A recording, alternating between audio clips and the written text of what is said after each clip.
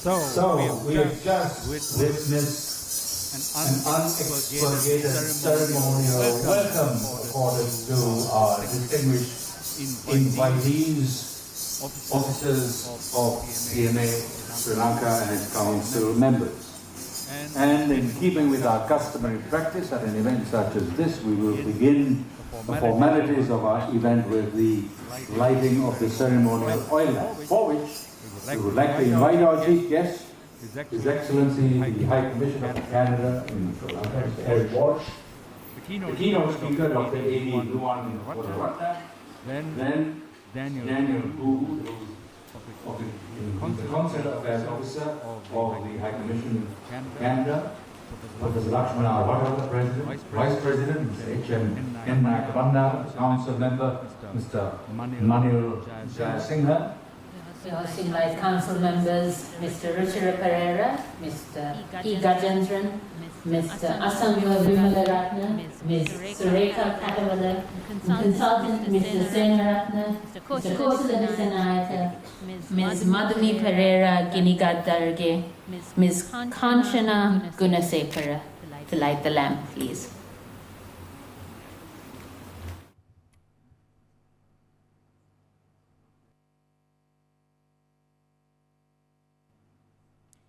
Would also like to invite Mr. Premaratna for the lighting of the lamp.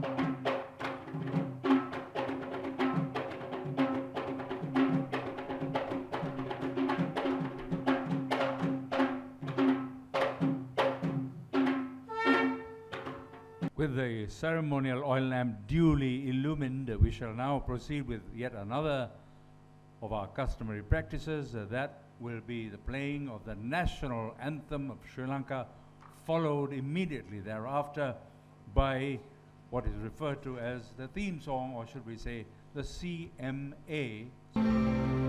Sri Lanka Mata, Appa Sri Lanka, Namo Namo Namo Namo Mata, Sundara Siri Barini, Surandi Ati Sogamana Lanka, Ranya Dhanaya Nekamal Palaguru Piri Jaya Bhumiya Ranya, Appa Hatta Sappa Siri Setta Sadhana, Jivanaye Mata, Pilidanu Mena Appa Bhakti Puja, Namo Namo Mata, Appa Sri Lanka, Namo Namo Namo Namo Mata, Obave Appa Vidya, Obamaya Appa Satya, Obave Appa Shanti, Appa Hada Tula Bhanti, Oba Appa Aloke, Appa Ge Anuprani, Oba Appa Jeevanave, Appa Muktiya Obave, Nava Jeevana Demini, Nitina Appa Kubudu Karan Mata, Jnana Veera Vadavamina Ragena Yanu Mena Jaya Mumikara, Ekamavatage Daru Kalabavina, Yamu Yamu Vinopama, Prema Vada Salaveda Durarala, Namo Namo Mata, Appa Sri Lanka, Namo Namo Namo Namo Mata.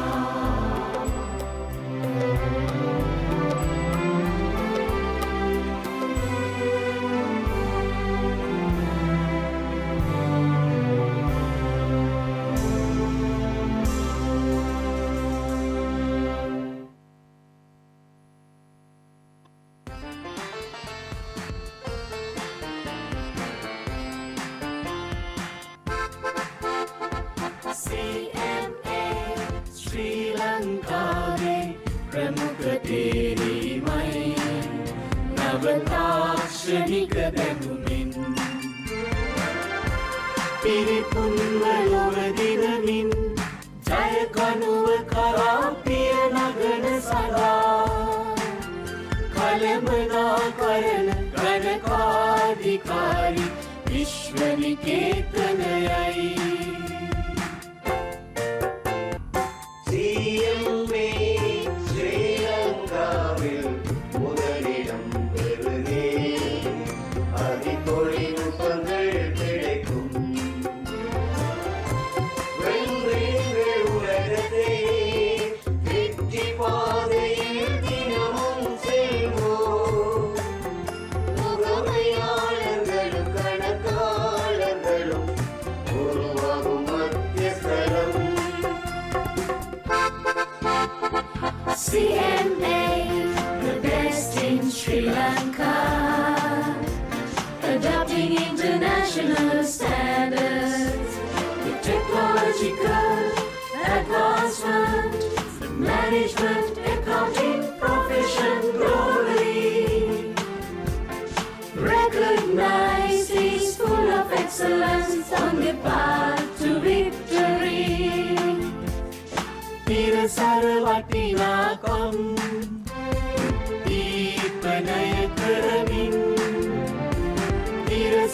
වටිනාකම් දීපනය කරමින් ශක්තියෙන් ගුණෙන් අගනා ප්‍රගතිමලයෙහි දරනා විශ්වයට ඔබින දිනුරයට වටින පුරවැසියන් බිහි කරනා කලමනා කරන කනකාධිකාරි විශ්වනිකේතනයයි කලමනා කරන කනකාධිකාරි විශ්වනිකේතනයයි CMA. Your Excellency, distinguished officials and invitees, and of course, the graduates, good afternoon and welcome. Thank you for making the time to be here and, of course, to support those whose graduation we are celebrating today. It's an important milestone and one into which much effort was poured. It's good for professionals in this country to be able to avail themselves of qualifications and competencies that are internationally recognized. And indeed, management accountancy and skills in management have been an urgent concern for the last 30 years or more, and the need still exists for even more, both in the private and the public sectors. The Institute of Certified Management Accountants of Sri Lanka well know the demand there is for affordable as well as high quality training. And so it's commendable that this initiative taken by Professor Watavala some decades ago has had the favorable impact that it has had. And indeed, it is no surprise that we have with us the participation of the Canadian High Commissioner. For indeed, in those early days when CMA was being proposed, formed and set up, there was support that was sought and provided by the government of Canada. And so we still continue to benefit from that link and association. And perhaps we'll hear more of that. And of course, the modernity of our times, it's not a matter of looking back now, it's a matter of looking forward. And so it is that CMA trains people to be able to deal with the future, not just deal with a review of the past.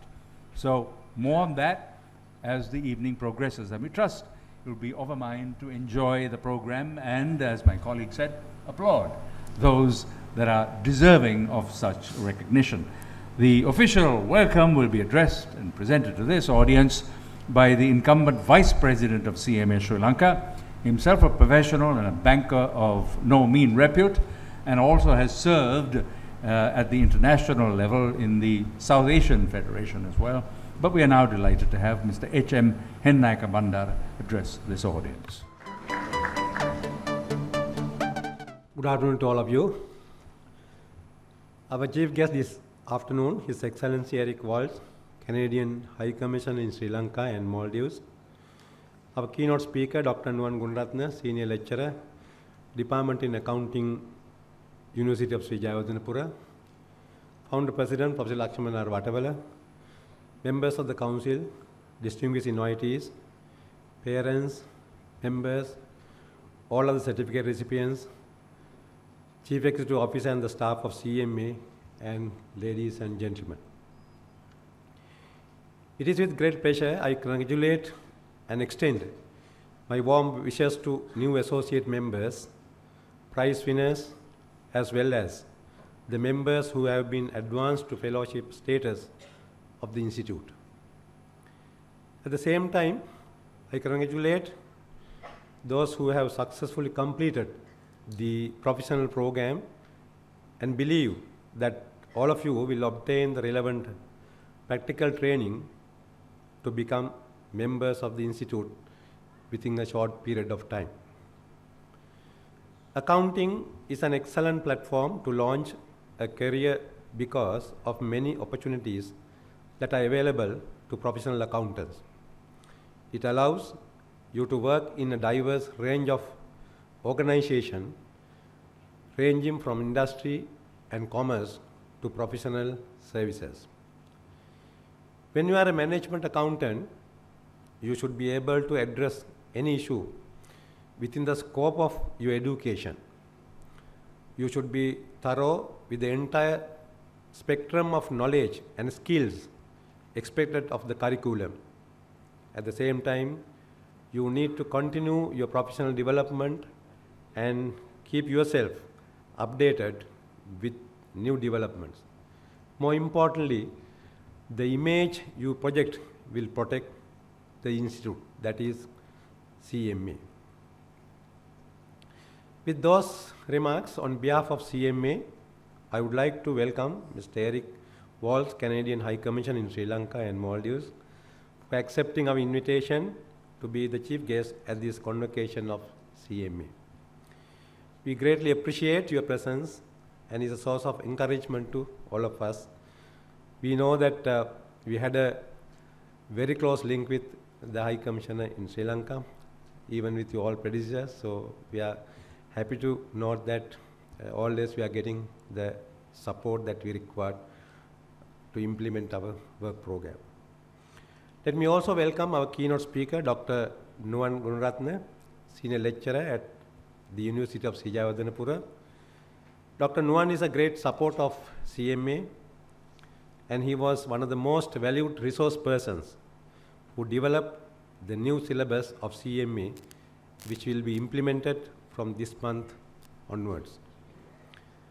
Let me also welcome our President, Professor Lakshmana Vatavala, members of the Council, distinguished invitees, parents, members, past finalists, and all other certificate recipients, Acting Chief Executive Officer, Direct Examinations, and all other directors, and also the staff of CMA.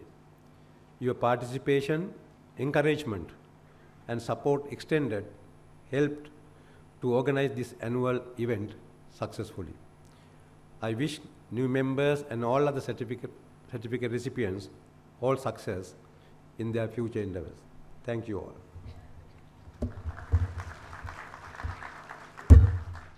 Thank you too, Mr. Ennaka Bandara.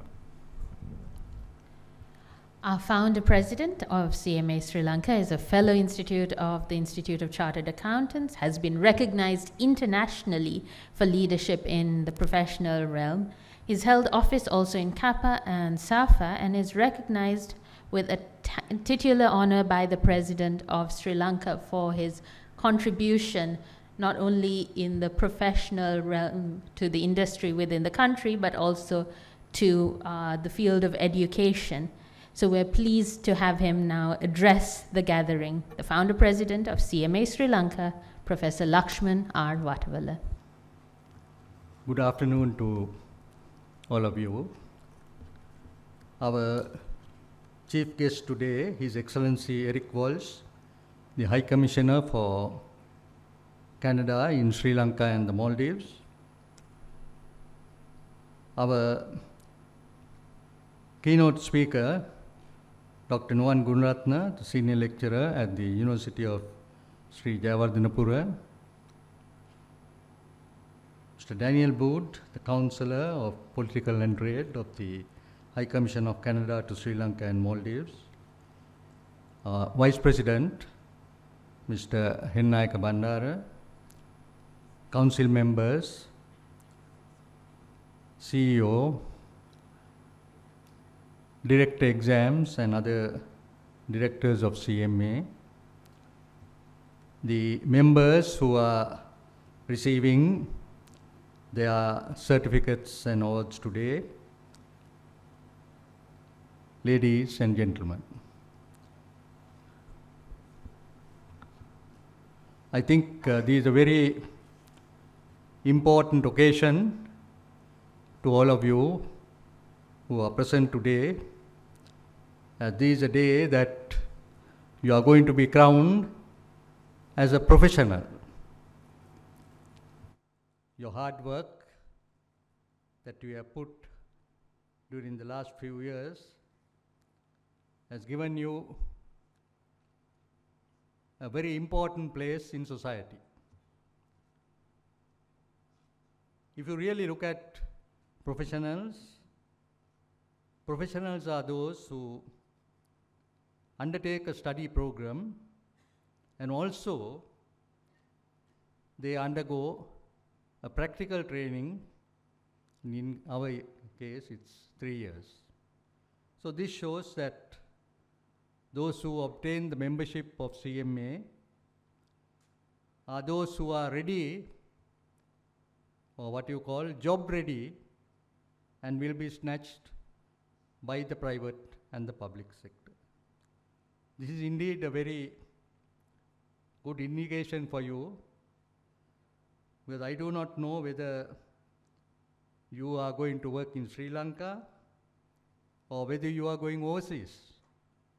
Today, we are finding that many of the professionals, with the qualifications that they have a demand not only in Sri Lanka, but globally. If you really look at CMA Sri Lanka, we are a member of the International Federation of Accountants, which is the global organization for the accountancy profession, and IFAC has over 180 members and associates in 135 jurisdictions or countries. And they also represent more than 3 million professional accountants. So you can see that you are going to join a profession that is not only locally recognized, but will also take you to the global field. Very few educational bodies provide you this opportunity. We are very fortunate that at the time that we wanted to set up the Institute of Certified Management Accountants, or at that time the Society of Certified Management Accountants, we had a good contact in Canada.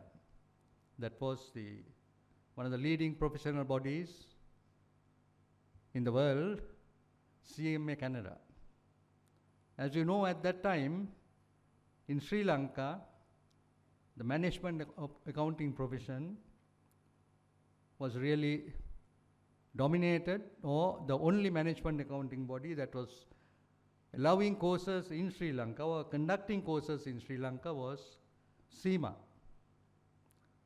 CMA is a body that has progressed very well, because I remember at the time that I took their exams, they were called the Institute of Cost and Works Accountants.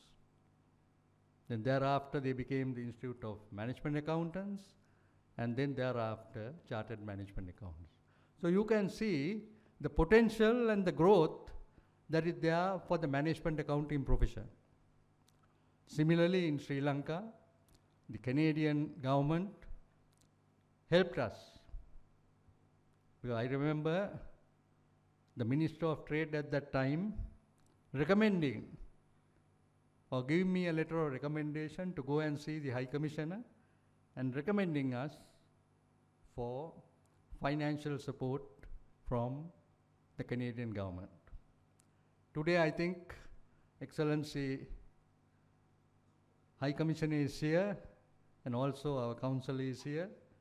They may be very pleased to see that what you have helped, what you have done for the accounting profession, the education, professional education in Sri Lanka has really achieved good results. We have over 1,200 who have passed the final exams of CMA, and about 1,000 who have taken the membership. So this shows that we have produced management accountants that are required for this country. That is the most important thing.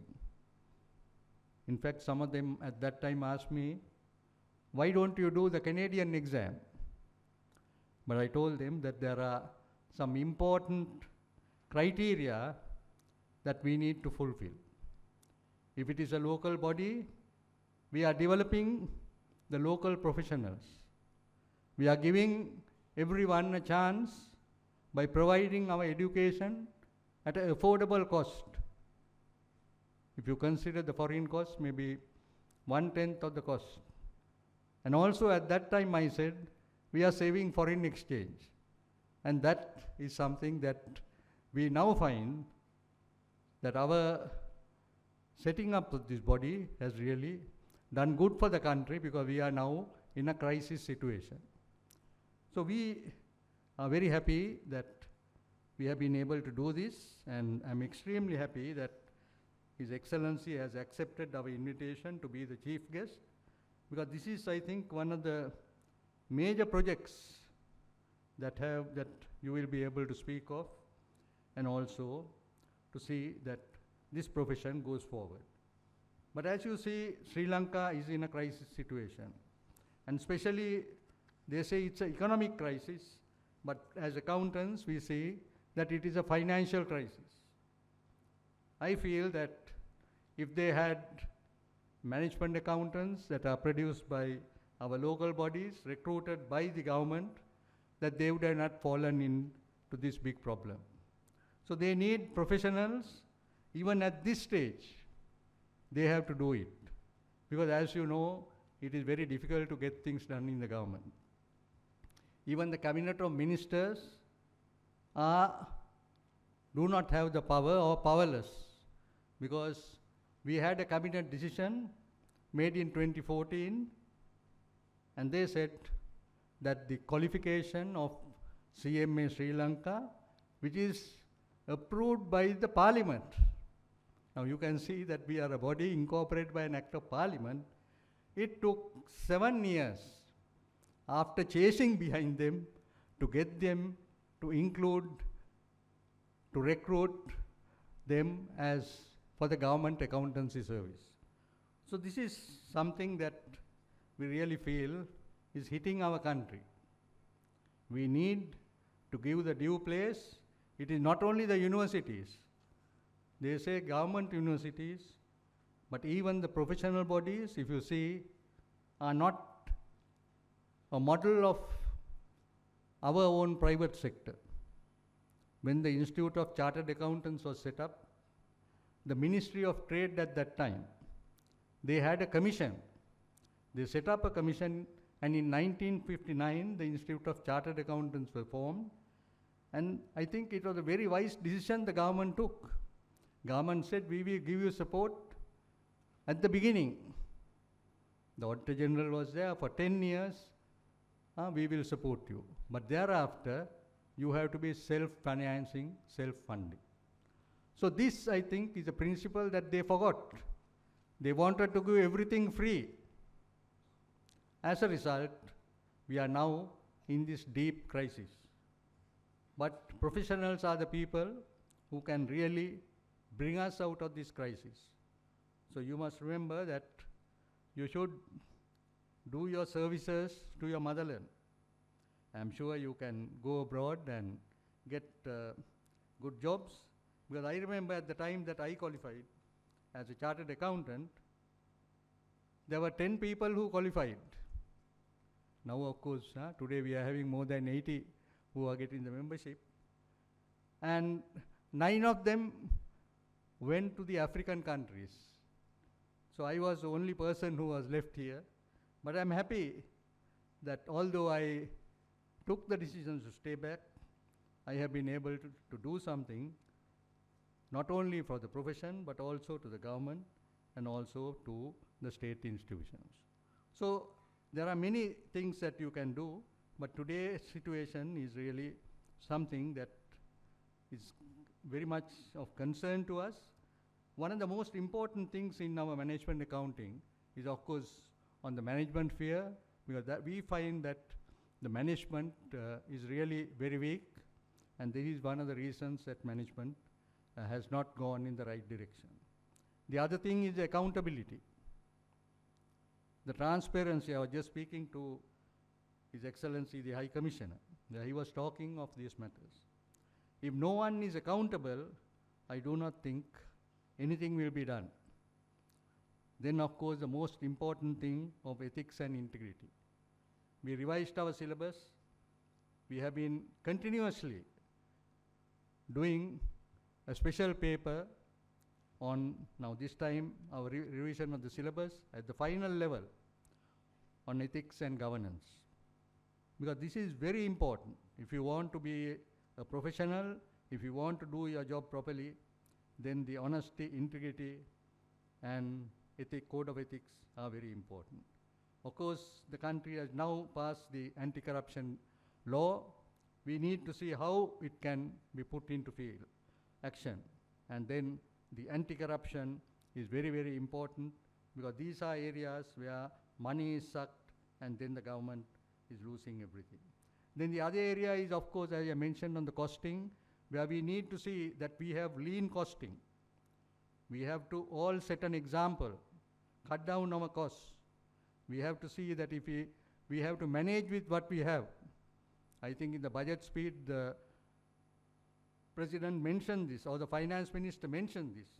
But when you go through the budget, you find that taxes are being paid by the people, taxes are going up, but expenditure is going up at a faster rate than the income. So we have to practice what we preach. We have to cut down expenditure.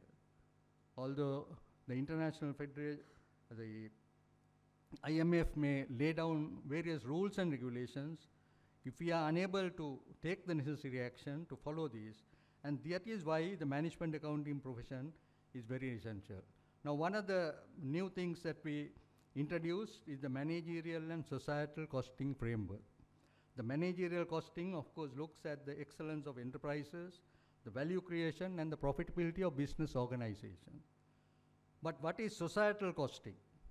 Societal costing is really something that you have to look at the society. Today, we find that we have to make our goods and services affordable to the people. Government has to ensure this affordability, and especially for the essential goods and services. If you look at the electricity has gone up. But if you are able to apply the costing techniques, if you are able to maintain them, then definitely we can cut out all the wastages, we can eliminate all these waste, to make industries and services efficient and productive. So today is a day that where the professionals have to play a major role. Efficiency, productivity, elimination of waste, and corruption are some of the things that you all have to keep in mind. As I said, integrity and honesty. Accountant, those days, the accountant was the person who used to keep the cash. So he was really a very honest person. All the bosses depended on them. So that same thing is now continued, all in a different way, that we really have to give that the prime place. We not only have to do it, but we have to ensure that the others will also maintain this. So I'm sure that today I must congratulate all of you, because you have really taken the right decision. Some of you are after the A-level, some of you are after the degree. Because you see, if you do a degree, if you want to go into to get employed, then you must do a professional program. Because all the business enterprises will recruit people who are more suited for the business side. So today, your salary will be double that what you get as a graduate. Today, as a professional, you will get double that salary. That is how things will work. In addition to that, you will have your recognition overseas. We are also giving certificates. One thing is the fully qualified, then also those who are finishing the operational level, which is called the certificate in accounting and business management. We find now a lot of them are getting jobs at that level, and then they are continuing in their studies, not only locally, but also overseas. I think there are some who have already gone overseas, and they are receiving their certificates, because we have provided them the facility. You don't now, after the COVID pandemic, we have gone into a new field of digitalization, where we have our exams, where we have our educations, all done online. So you can see that CMA is an educational, professional education institution which is providing you opportunities. So you need to make use of this opportunity in order that your career will progress. You will have a better career. You will have a higher salary. You will have a very good, with the public, they will recognize you, a good recognition from the public. When you say that you are a member of CMA, I'm sure all of them will give you the good recognition that you need. Because I've seen this. People who have no qualifications, especially in the government sector, and person who goes with a qualification, they will respect them because they know that they have the honor and the integrity and that they are able to do everything right. So I'm sure that all of you who are here will be able to do that, because you have to not only contribute, but you have to make things happen. That is the most important thing. Whatever that you do, the decisions, you should provide the right information to your bosses. You should tell them how they can do things in the right manner, how they can reduce their costs, how they can increase their turnover, how they can increase their profits. That will then also give you double promotion, and very soon you will be able to come to the top place. So you have a very good future in front of you. So let me once again congratulate all of you, and I wish you all the very best. And let me also thank our Excellency the High Commissioner, because he's taken his time off and come here and to distribute the awards to you. So you must also realize that if not for the Canadian government, you will not be here. Because although we had the idea, they are the people who made it happen. But at that time they asked me, do you think that you can make this a sustainable, what is the sustainability of this program?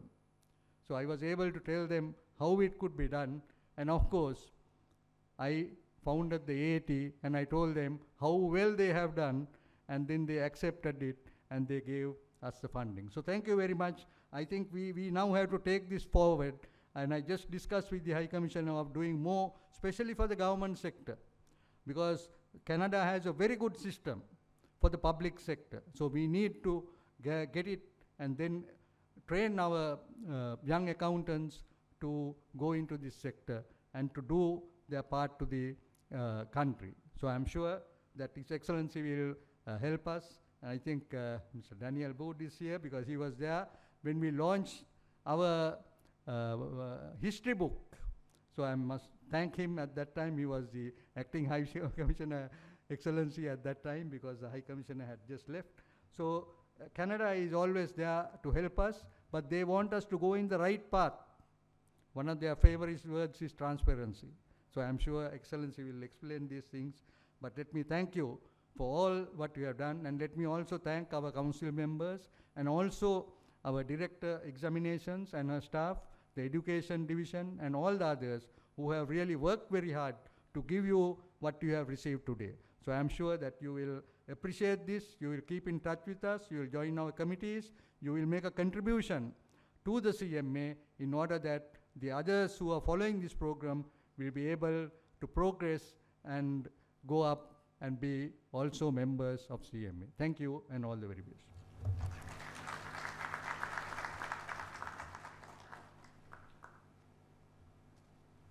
And thank you, Professor, for underscoring the vital need for and the opportunities open to professionals such as those joining CMA's network today, yourselves.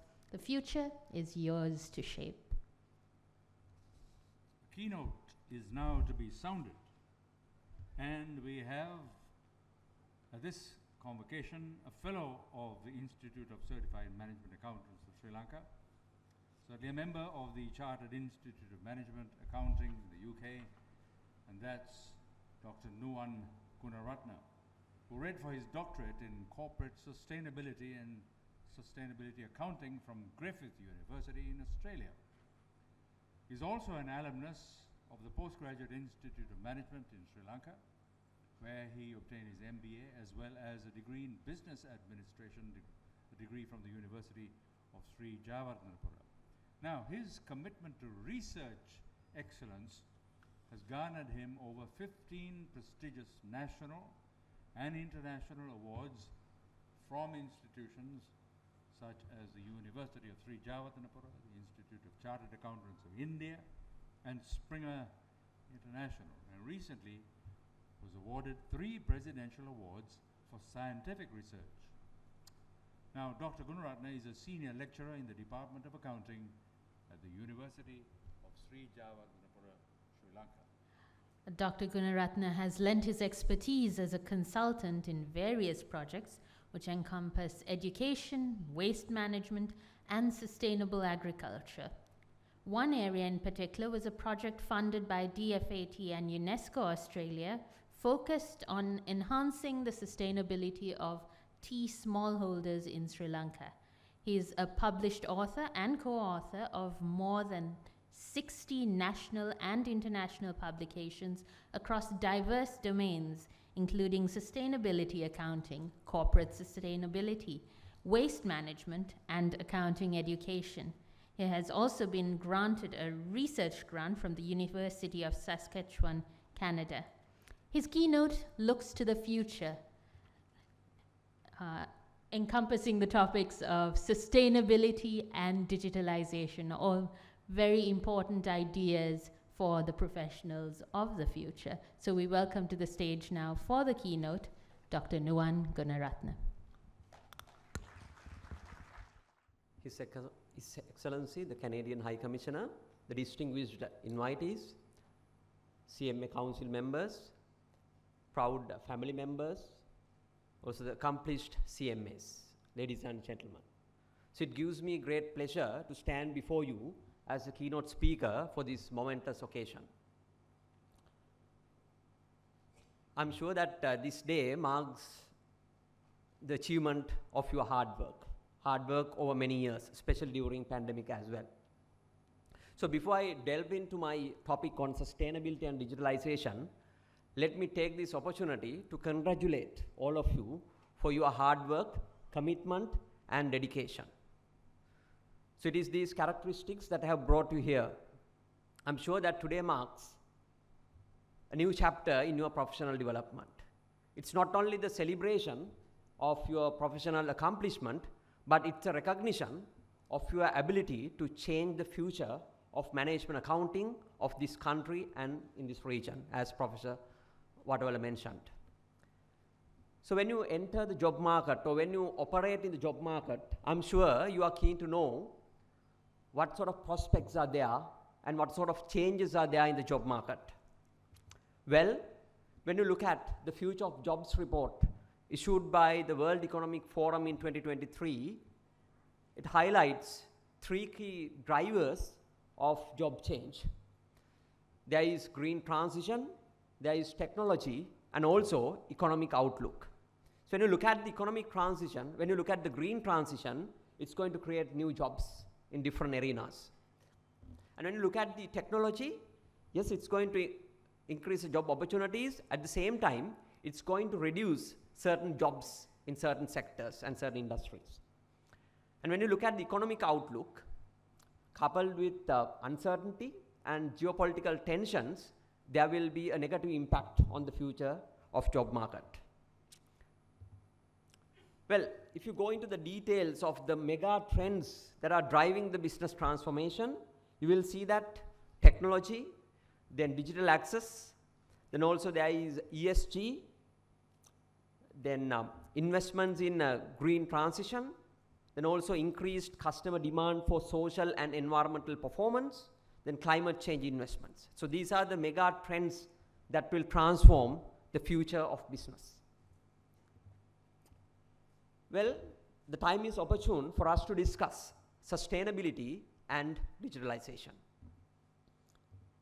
Well, we all know the term sustainable development or sustainability is mainly derived from the Brundtland report, which was published in 1987, that defines sustainability or sustainable development as meeting the needs of the present without compromising or sacrificing the ability of the future generations to satisfy their own needs. So this is a concept that highlights intergenerational and intragenerational equity, equity within generations and in between generations. And usually, sustainability is followed in terms of these three pillars: profit, planet, and people. And that's what we call the 3 P's of sustainability. And in sustainability, you need to maintain a delicate balance. So it's like a 3-legged chair. You need to maintain this delicate and intricate balance, otherwise the system will collapse. If one leg is shorter, if one leg is longer, the system will collapse. Well, we might think this sustainability, the concept of sustainability, is a novel concept. But we all know that King Parakramabahu the Great once said, not a single drop of rainwater shall go to the sea without serving the world.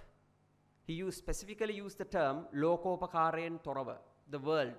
So he was referring to not the human beings, but his idea was broader. So he was looking at humans as well as non-humans. He was looking at living beings as well as non-living beings. Then we all know that King Dhatusena's royal treasure was Kalaweva.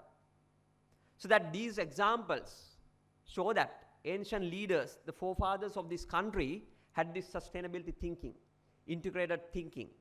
And they were looking at the agricultural production, the economic sustainability, and they were looking at the soil conservation, biodiversity conservation, the water conservation. That's the environmental pillar of sustainability. And also the well-being of their citizens. That is a social pillar.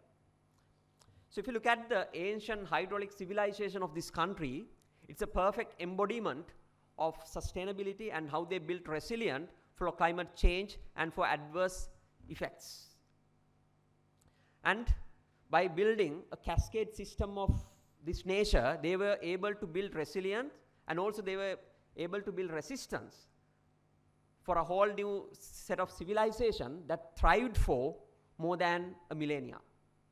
And these systems still continue to serve humans, animals, as well as the ecosystem even after 2000 years after their establishment. So that you don't find any other living example of this nature in the world, say it's pyramids, say it's the statues of East Island, that will serve the humans, the ecosystems, and the society in this nature. So that irrespective of the religion, the ethnicity, and your social background, you are the proud members of this, you are the proud products of this country on which the sustainability is the very principle for which the civilization was built on. Well, even after 2000 years later, the companies engage in similar practices. You will see that companies attempt to save energy and other resources and water. Then also they try to take actions to mitigate and minimize the climate change impacts. Then they try to conserve biodiversity. Then they try to follow sustainable sourcing, employee well-being and societal well-being, and also stakeholder engagement. So the vital question that arises is that, do these practices pay off? Is there a business case? Is there an economic rationale for these sustainability practices? Well, there are two views. One is, these two views were put forward by Salteger and Sinedvist 2 decades back, and they mention that there are two views, two contradictory views about sustainability and business performance. One is that there is a negative relationship. So this view assumes that when you improve your environmental and social performance, there will be an additional cost so that your economic performance will come down, so that there is a negative relationship. But over the years, many scholars, many companies, many case studies have shown that there is a positive relationship also. So that you can increase your sustainability performance, at the same time, you can improve your environmental and economic performance as well. At the same time, there's the possibility to shift this production frontier through digitalization and sustainability innovation. Well, the vital question arises is, why not companies go for this positive relationship? This is a win-win situation. You can improve your profitability, you can increase your sustainability performance as well. Then why not companies go for this relationship? Now that is where many companies miss their M in corporate sustainability. Because corporate sustainability is essentially corporate sustainability management. So like any strategy, you need to have management incorporated into a sustainability strategy. So you need to plan, you need to make decisions, you need to control, you need to evaluate the performance. Otherwise, you will end up getting negative gains. Now that's where the role of accountants becomes very important. Because when you operationalize sustainability, you need information. So that it is the accountants who will provide this information through sustainability accounting. So that we will engage in the identification, the collection, analysis, and the use of. It could be the physical information about energy, kilojoules, it could be water meters, or it could be any other physical information, or it could be even monetary information. And we will collect this information for a wide range of stakeholders. For instance, as a part of your green transition, you will start investing in solar panels. And thereafter you want to know whether this investment pays off or not. Now that's where you will start collecting initially the physical information about the energy savings.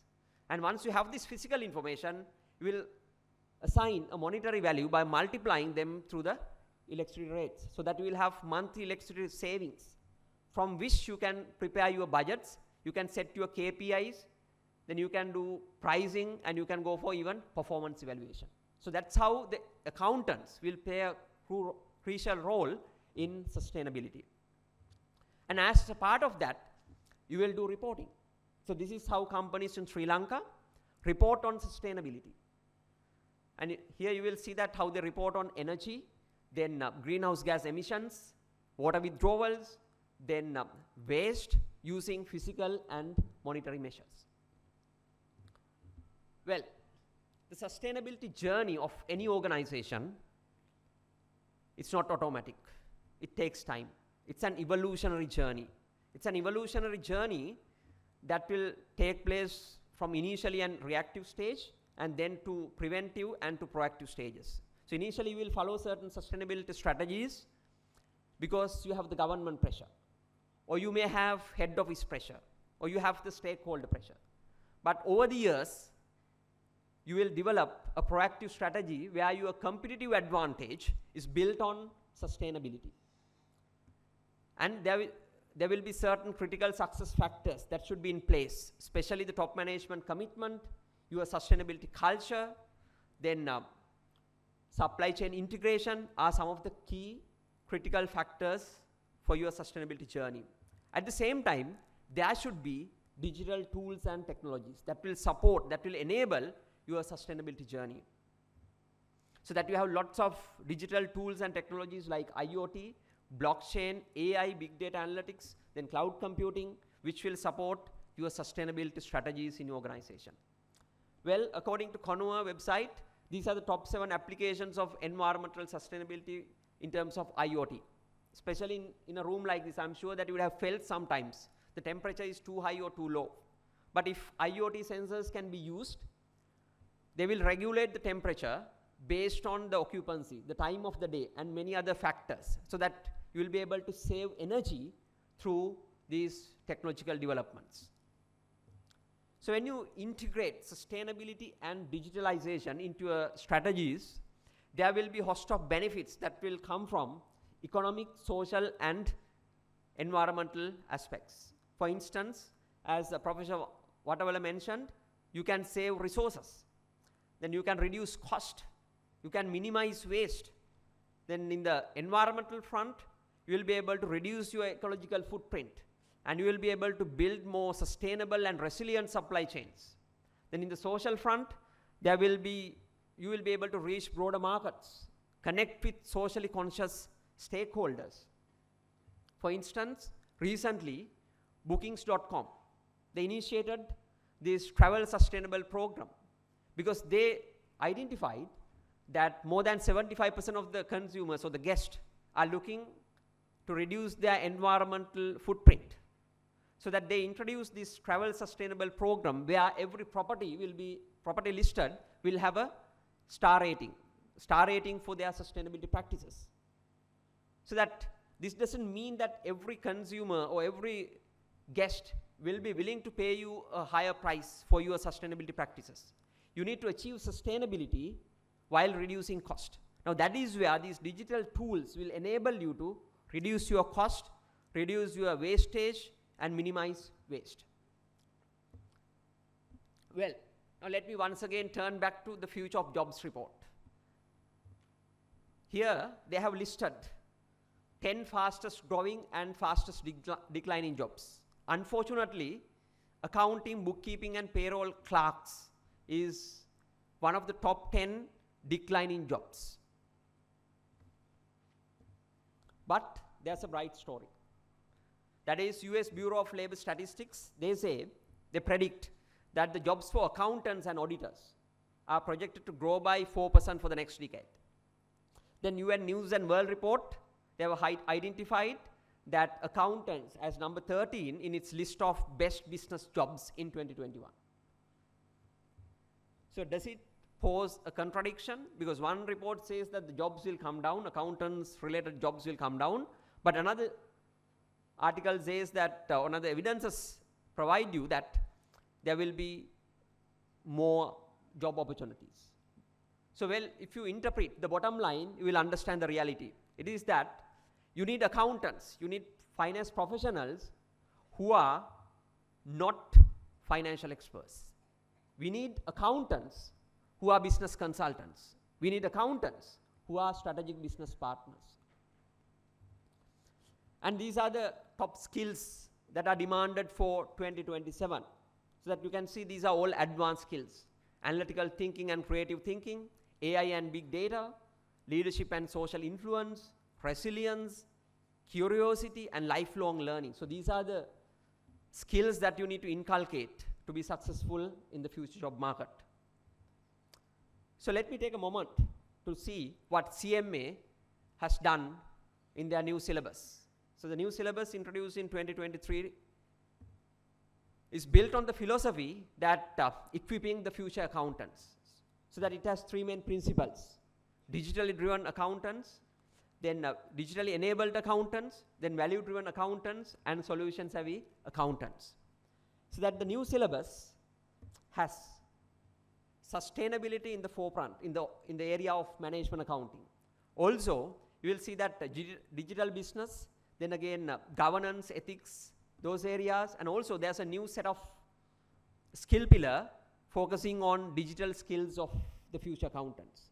So that I'm happy to see that CMA new syllabus is going to equip the accountants for the future. Well, my dear CMAs, so it says that in the next few years, job market is going to change. So that you need to re-skills, you need to upskill, and that is essential.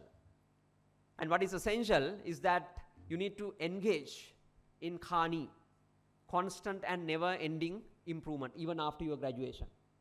So I'm sure that CMA would organize many continuous professional development programs on integrated thinking, sustainability reporting, and so many other areas. So that there will be ample opportunities for you to develop yourself in the future. Because success is a choice. So that you got to choose wisely. Because the choices you have made today will determine your tomorrows. Well, those who aren't willing to adapt to changes, there is a risk of being left behind. So we have all learned that Ugatamana Shilpayamai Maturakvena. Learned art is what keeps the future. But at the same time, we need to embrace that Maturakena Shilpayamai Ugatamana. Future-proof art is well learned. So, ladies and gentlemen, and all these participants, I'm sure that your journey will be extraordinary, nothing short of extraordinary. Thank you very much, and congratulations.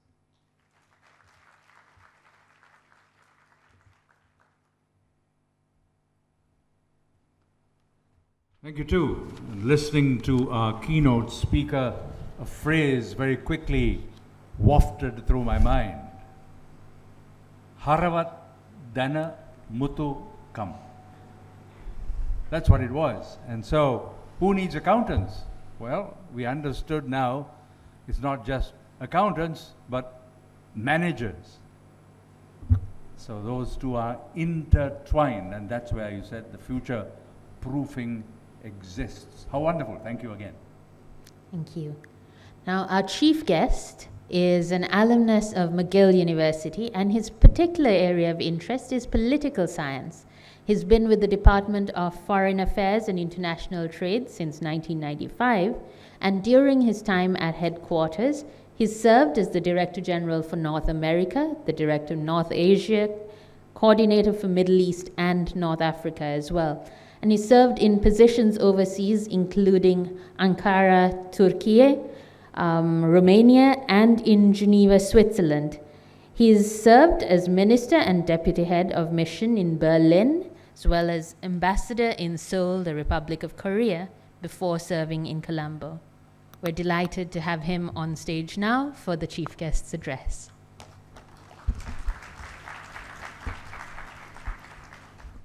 Very bright lights. Professor Vatavala, Vice President Bandara, Dr. Nuan Gunaratne, and all of the council members, all of the students, all of the parents, greetings, ayubawan, wanakum, assalamu alaikum, bonjour. It's great to be here today.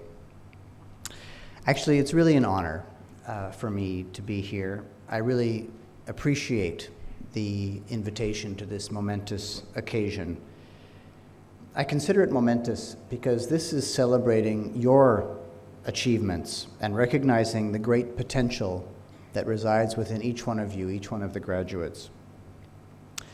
I'm here today not only as representative of Canada, a country which is perhaps known for its diverse culture, inclusive society, and renowned educational institutions, but also as a witness to the significant role that management accountants play in shaping the global economy. We just saw that the world is in constant evolution, but your skills and expertise as management accountants are going to be more crucial than ever before. The Institute of Certified Management Accountants of Sri Lanka has provided you with a comprehensive education, equipping you with the practical tools and essential knowledge necessary for success in our ever-changing and complex business environment.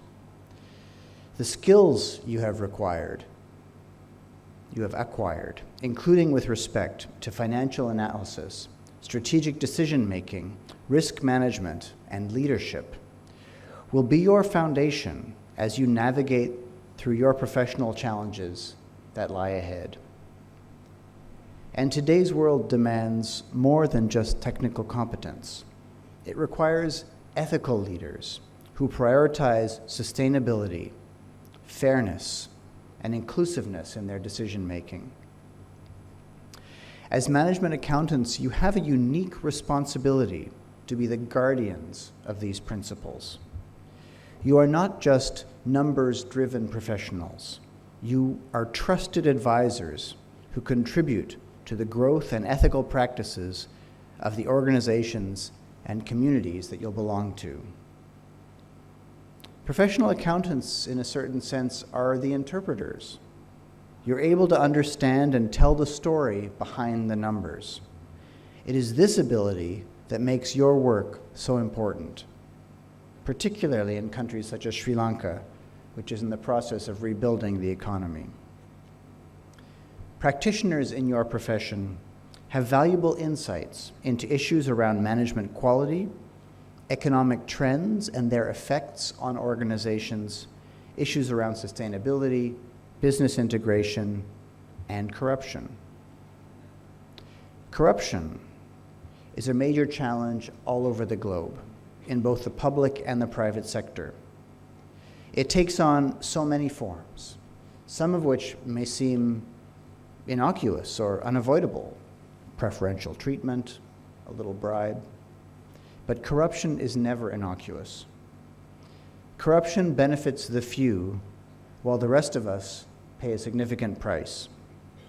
Concretely, corruption reduces growth and competitiveness, which in turn impacts job creation and the salaries. It leads to poor service delivery. It perpetuates unsustainable practices. And it impacts our quality of life.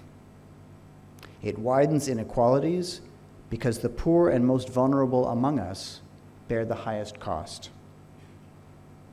In the Sri Lankan context in particular, where foreign direct investment is seen as a key to economic growth, an important condition to attracting FDI is to deal with this costly scourge of corruption and put in place policy regimes that ensure a fair and level playing field for all business. So as new professionals in the field of accountancy, you can contribute to ensuring this is done diligently and in a steadfast manner so that Sri Lanka can achieve its true potential. Indeed, helping Sri Lanka achieve its potential has been a key driver of Canada's development assistance efforts in Sri Lanka, which included technical support to this very institute, as was mentioned. Although, when we talk about sustainability, it's the efforts of Professor Vattawala and others over the last 20 plus years that have actually made it what it is. Historically, Canada has had a very strong development-oriented relationship with Sri Lanka, and there's many examples of surprisingly far-sighted investments that were supported by Canada. These were investments such as airports, railroads, higher education institutions, irrigation projects that were of considerable benefit to all Sri Lankans. And more recently, through the past few difficult years in particular, Canada has sought to alleviate the suffering of the poor and marginalized who are most affected both by the COVID-19 pandemic and the subsequent economic crisis.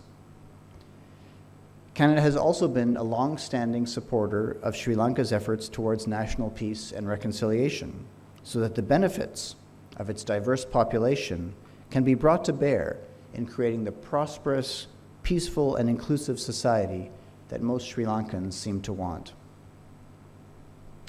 Currently, among other things, we're helping to advance economic empowerment amongst marginalized youth, in particular young women, and in doing so, we hope to create space for people here to contribute meaningfully to Sri Lanka's long-term prosperity. And naturally, the private sector has a big role to play in this. Commercial activity between Canada and Sri Lanka has been relatively modest over the years, but we are currently focused on a number of sectors where progress is key to Sri Lanka's economic recovery. This includes Sri Lankan agriculture, which plays a vital role in food security and remains an important area of focus for us, especially given Canada's expertise and reputation as a top global agricultural producer and exporter. Another one is education. Though the economic crisis has prompted greater numbers of Sri Lankans to head overseas for their education, including to Canada, several Sri Lankan institutions are partnering with their Canadian counterparts in an effort to bring some of Canada's world-class education to students here so that they can actually remain here and contribute. We've also, in that same vein, noticed Canadian companies coming to Sri Lanka and outsourcing some of their operations here, taking advantage of the favorable operating conditions, including the availability of a young, active, and diverse workforce. Due to Canada's extraordinary people-to-people links with Sri Lanka, we found thousands of people of Sri Lankan origin, in fact, hundreds of thousands of people of Sri Lankan origin making Canada their home. But you may be interested to know that a significant number of the Sri Lankan origin Canadians actually made their mark in accounting and finance. And many of them are currently playing a role in Sri Lanka's ongoing economic development by investing in businesses here. I'm increasingly confident that we're on the cusp of a change for the better in Sri Lanka, even if it may take a bit of time to get there. Much will depend on whether the great potential of Sri Lanka's diverse population can be unleashed with a view to creating a revitalized, prosperous, and inclusive Sri Lanka. And due to the nature of your profession, I believe you will have a great role to play in this. If we think about it, accounting, management accounting, weaves together fields as diverse as mathematics and sociology, biology and politics. Guided by numbers, professional accountants uncover the story of a business or organization line by line, including how the people operate within it. Being here today, you have not only completed a significant milestone in your educational journey, but you've laid the foundation for a promising and impactful career. Your perspective on issues of management, trends, and sustainability will be valuable wherever you end up next. There are real opportunities now for management accountants, women and men, guided by high levels of integrity and professionalism to serve Sri Lanka both in the private sector as well as in the public sector. In conclusion, let me once again express my warmest congratulations to all of the graduates, as well as my admiration to you. You have entered a fascinating field, a noble line of work that incorporates science and art into one. So as you embark upon your career, please don't forget the importance of embracing lifelong learning, continued professional development, and global exposure, as these are the driving forces behind successful careers. I encourage you not to fear change, but the opposite, to be the change agents, the leaders, and the ethical professionals that we need today in the world. Thank you again for inviting me, and I wish you all the best in your futures.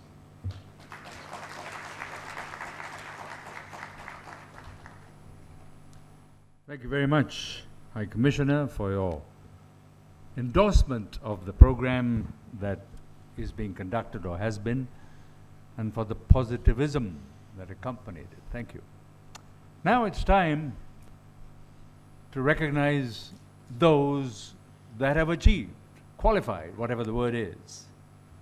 And so as presenters, we'd like to invite on stage our keynote speaker, Dr. Nuwan Gunaratne, Mr. Daniel Bood, Consular Affairs Officer for the Canadian High Commission, in the company of the President of CMA Sri Lanka, Professor Lakshman R. Vatawala, the Vice President, Mr. H.M.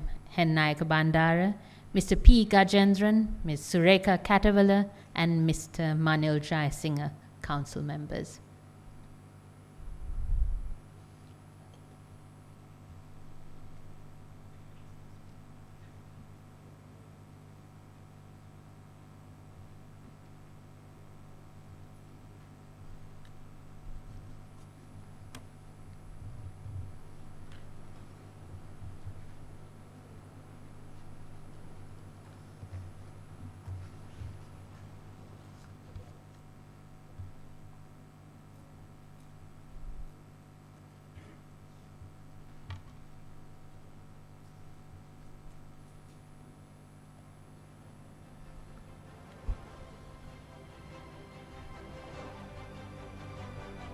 So we begin with the Certified Accounting and Business Managers. So we shall be reading out the names. Rajendra Buddhika Mudalige.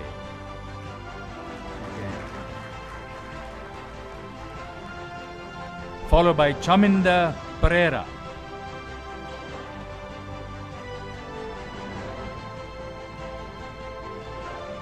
Hussein Mohammed Husni.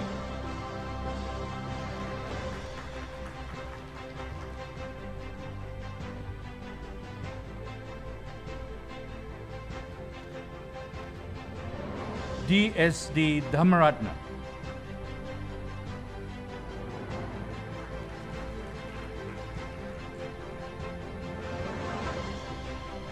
Kanishka Gunasekara.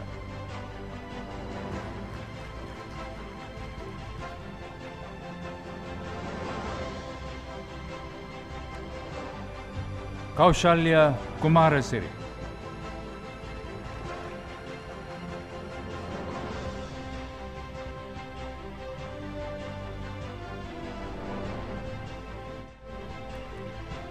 Zara Uis.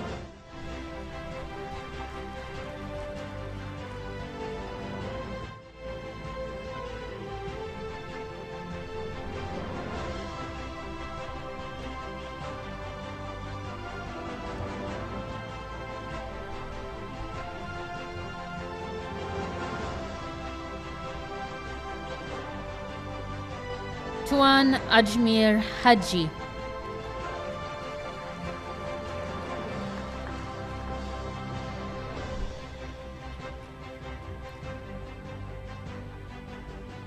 Abhilakshani Harischandanam,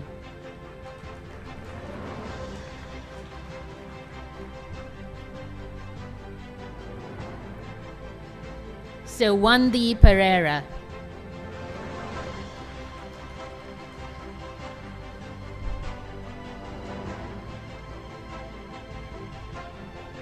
Darshi Anatra,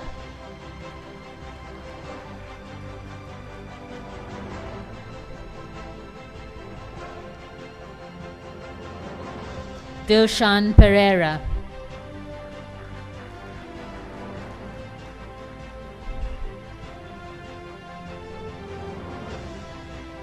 Wagisha Veerasinghe,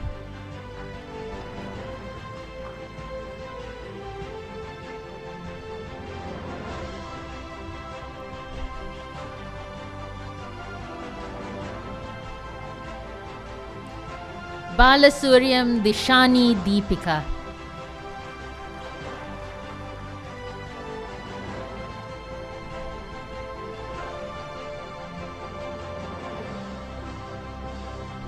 Fatima Rushat,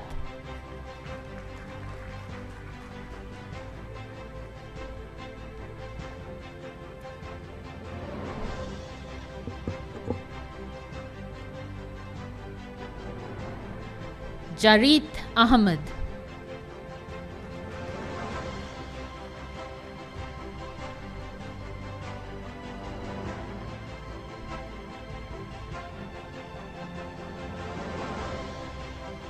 M.W. Harshani Kumari,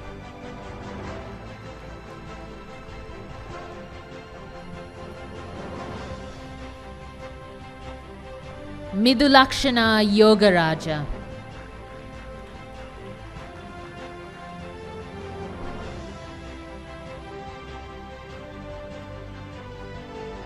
Mohammed Milham,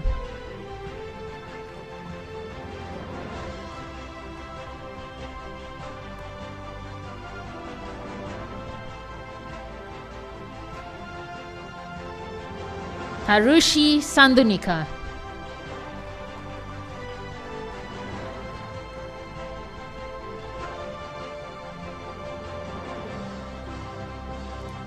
Muhammadu Asan Suhaib,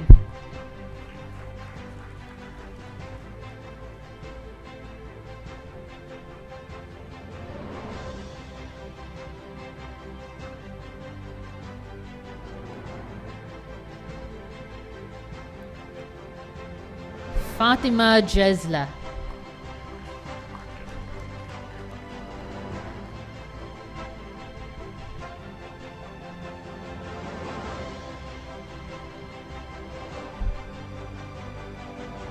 Muhammad Ashik,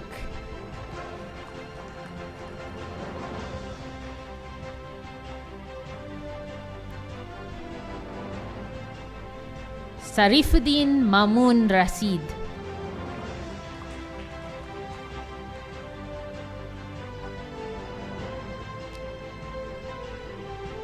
Rikaz Ahmed,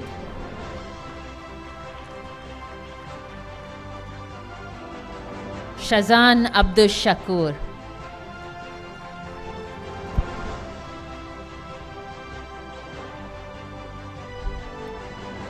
Abdul Majid Safiq,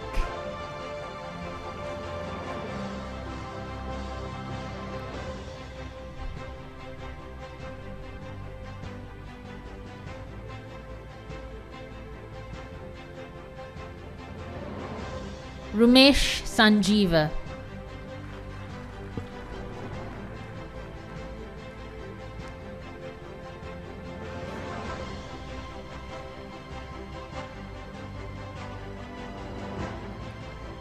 Lakmal Veerasekara,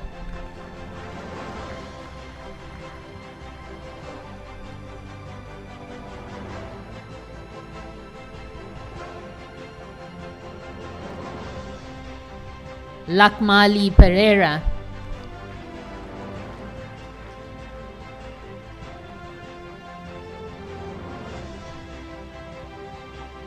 Asita Karunadasa.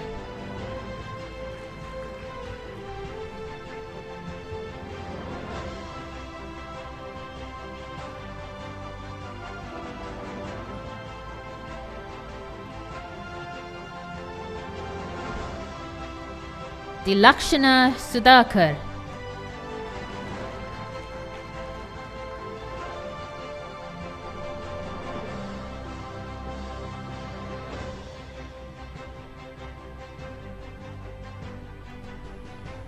Ismail Minhajul Abrar.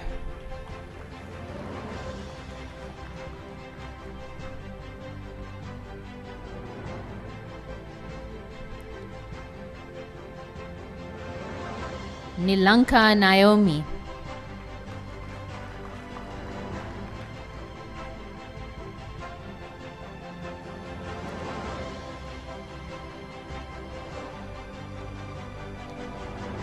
Dilini Chaturika Abbevikrama.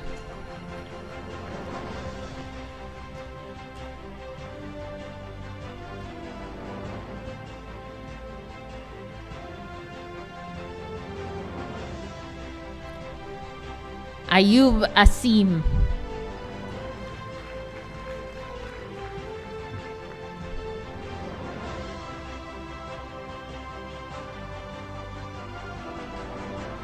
Hijaz Ahmad.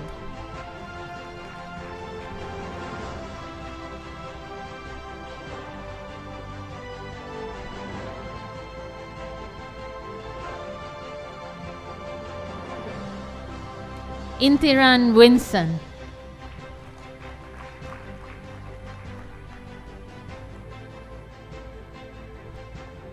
Devarajan Seyrakshan.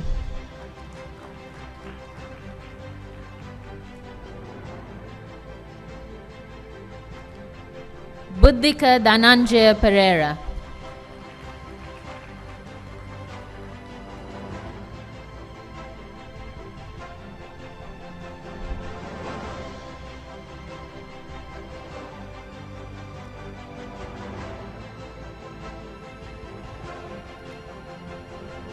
Ratnagopal Sugirtan.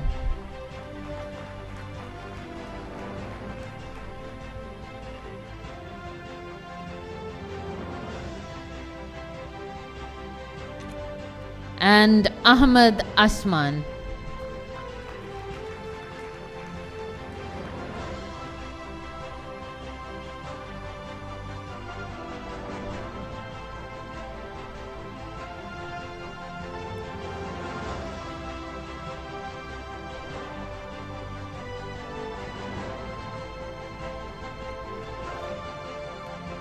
Our next distribution of certificates involves a certified hospitality, finance, and management accountant qualification. So, we continue with these names: Pradeep Charles Fernando,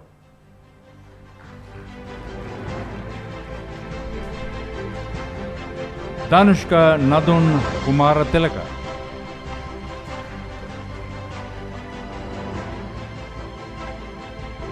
Associate. And now we have the professional stage 2 certified hospitality finance and management accountant, Nadun Kumara Tilaka.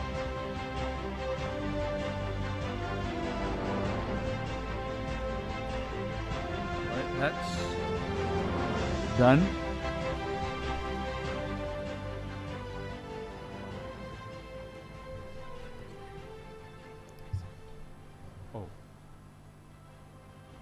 We have the certificate level of certified hospitality finance and management accountant, and that's Tushara Nimanta Pandita Ratna.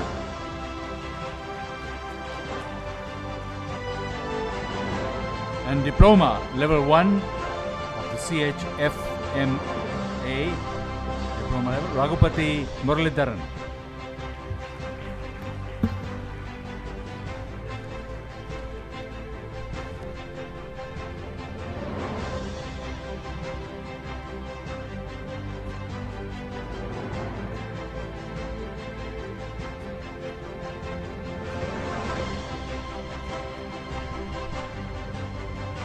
And now we continue with the past finalists. Danushka Gayan Priyadarshana.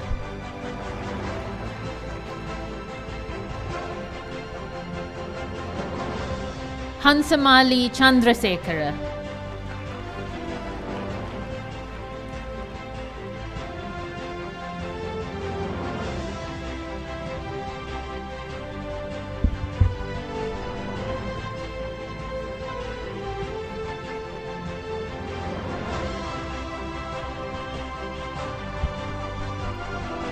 Kasuni Vikramaratna.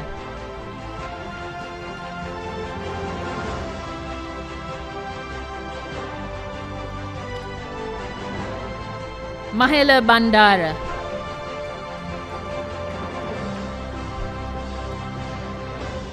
Ruchira Damayantika Pires.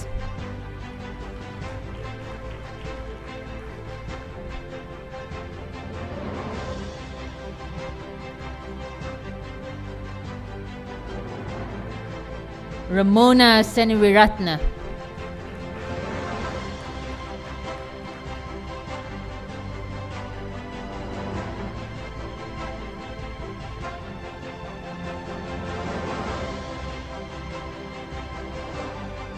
Aloysius Anthony Raj.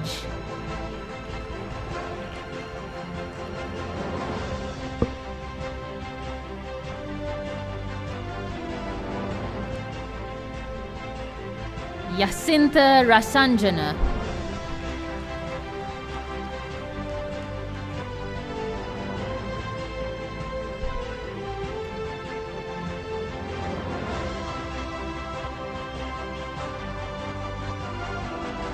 M.R. Mohammad Rasan.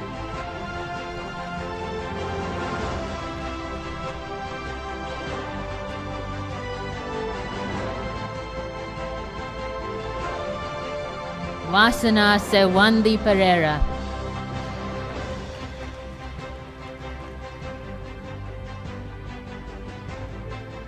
Shamini Prematilaka.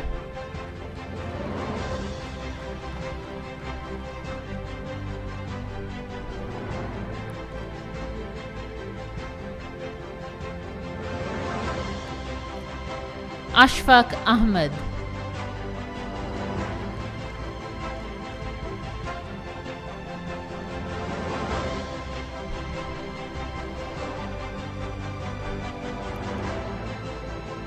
Yoshinta Bulugahapitia.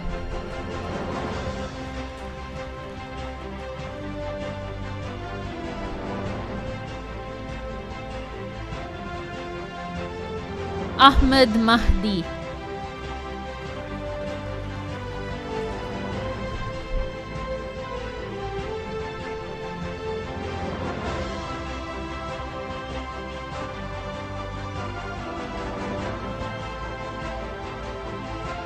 Tilini Ratnayaka.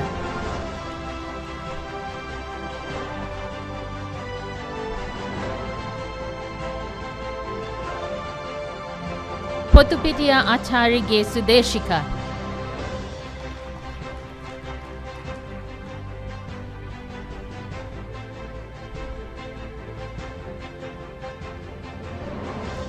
Muhammad Muat.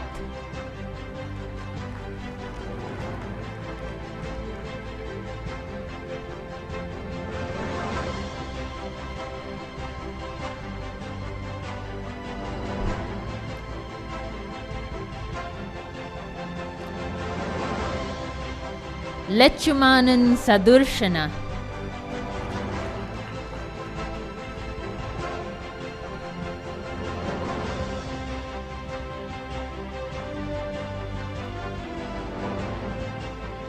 Fatima Zumla.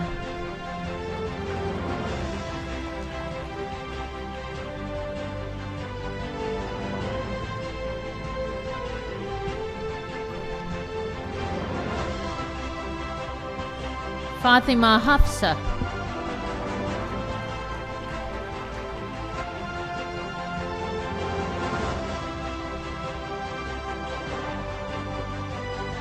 Vimuktika Janadari.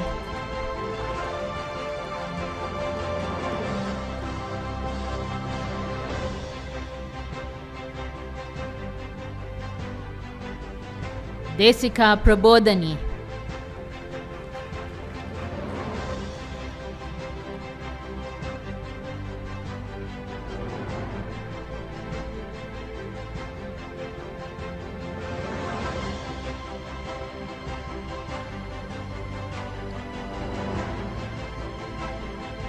Kavindi Dilsarani,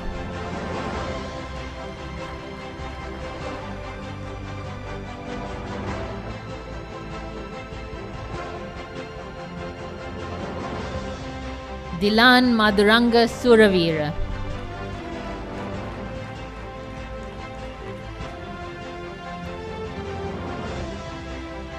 AVA Chaminda Vitanage,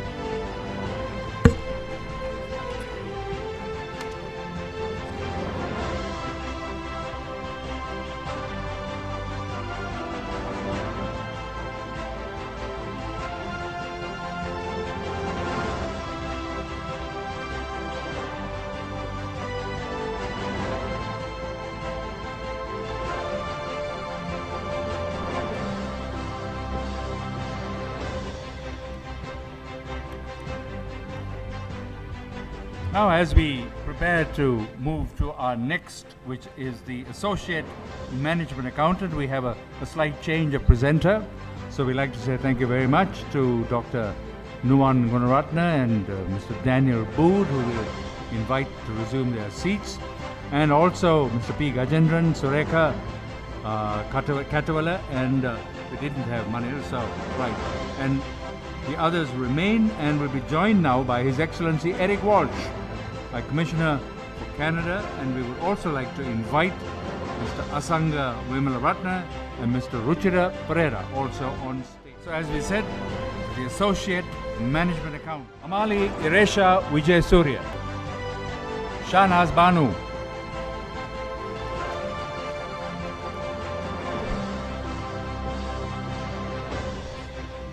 Hafsa Amit,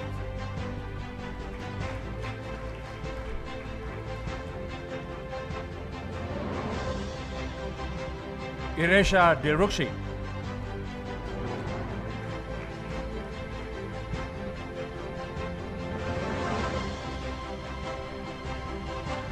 Faumi Fatima Anna,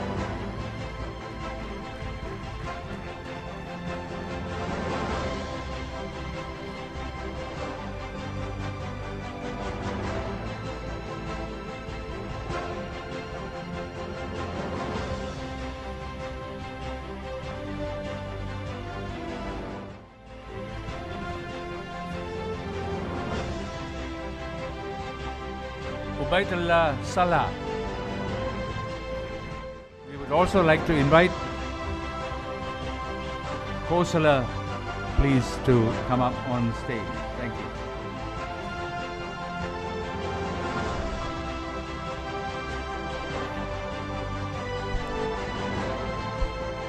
We proceed now to the awarding of the designation of Associate Member, and they will be able to have the letters ACMA after their names. Bandula Tilakasiri, Anthony Adrian Gregory,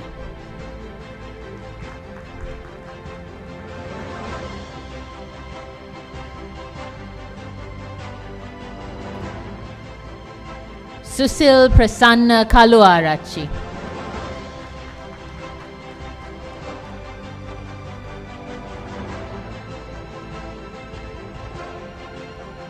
DM Mahesh Iroshan,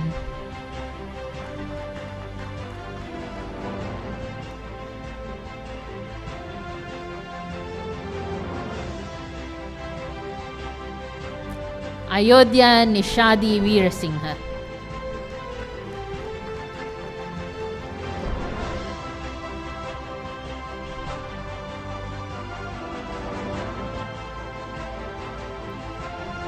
HG Roshan Kavindra,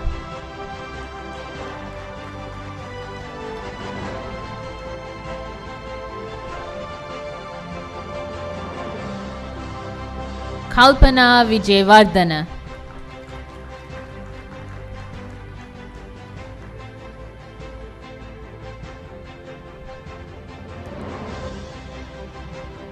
Pushpika Budpitia.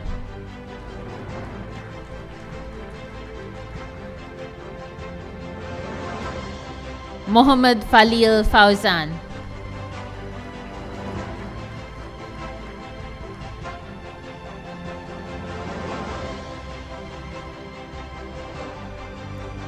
Rajuddin Mohammad Murishid.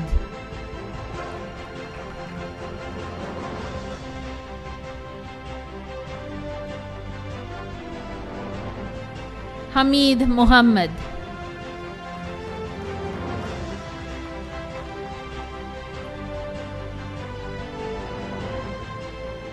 Manoj Ruan.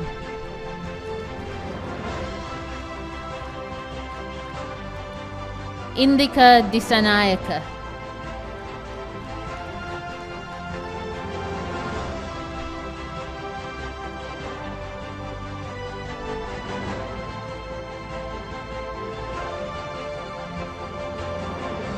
Deepika Ratnayaka.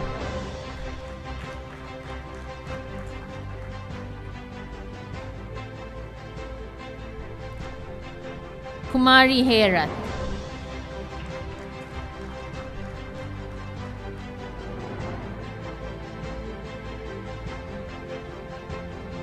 Mahentiranadan Ganesh.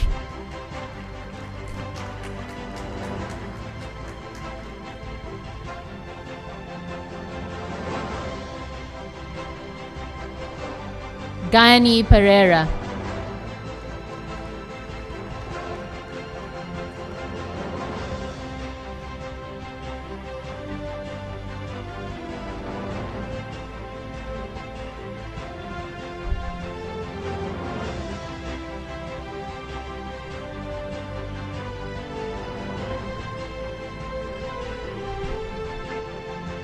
Mohammad Altaf.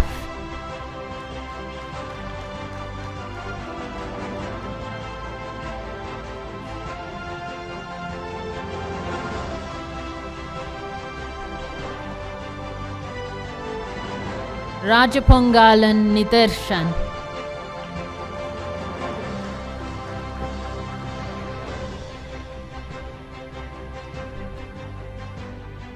Mohammad Rimaz.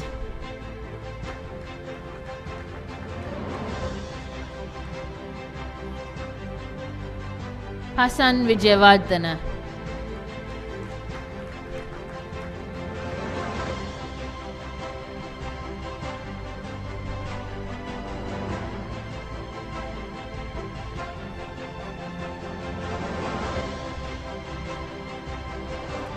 Tejani Kongahavatta.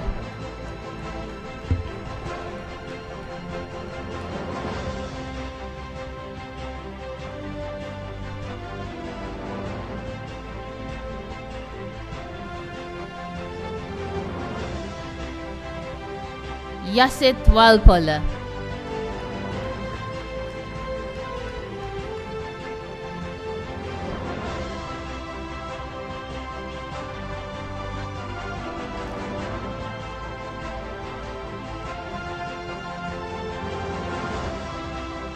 Buddhika Gayani Senviratna.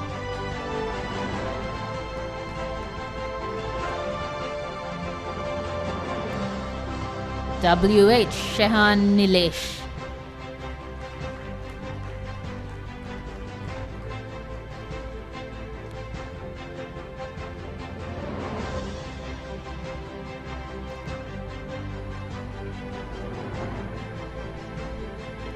N.V. Malindu Sampath.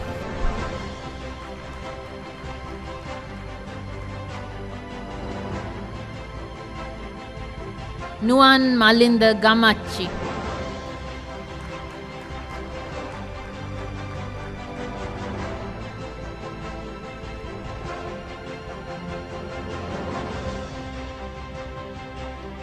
Satmini Soisa.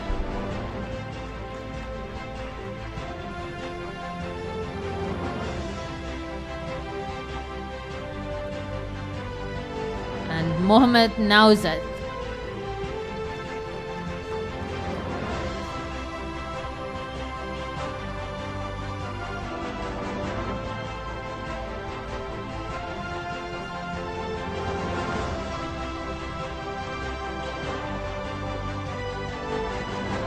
Tilini Umeshi De Silva,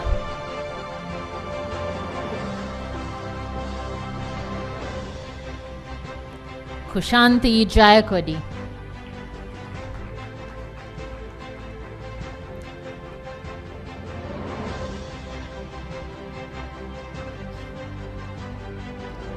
Nadaraja Paranitharan,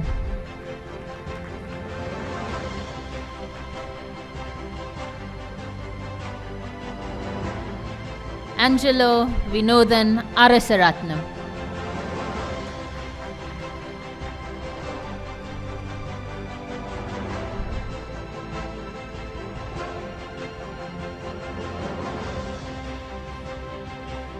Kokila Vijay Singha,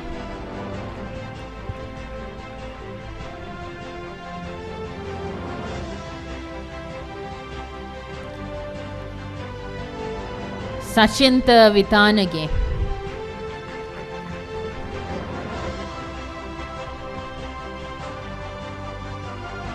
I.W. Yasoda Hasantika,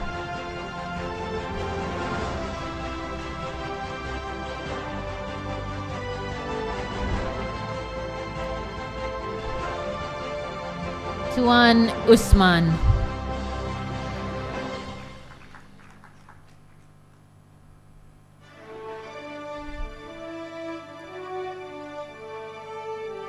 Nalaka Deshapriya Abhevardhana,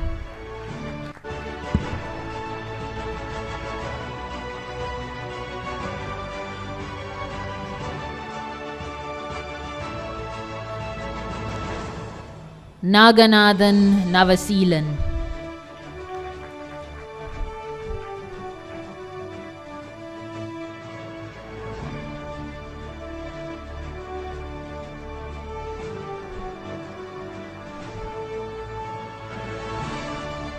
Rohan Vijay Ratna,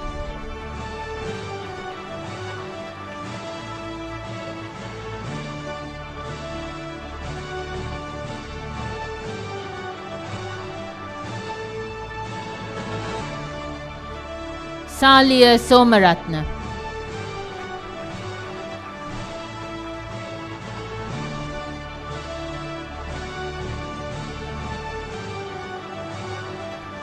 Dilrukshi Fernando,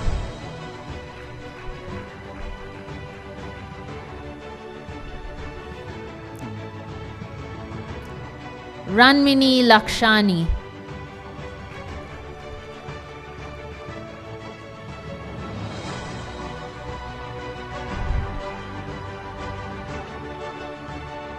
Priyanta Abhay Singha,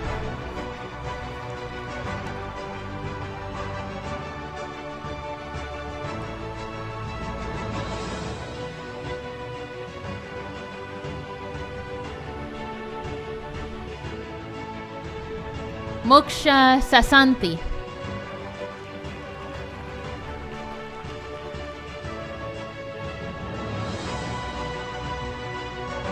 Sandun Desanayaka,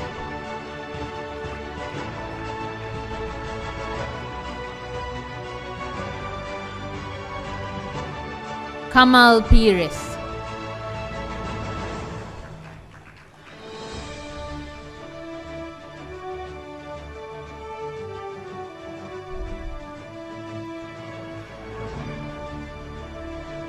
Ubaidullah Safia,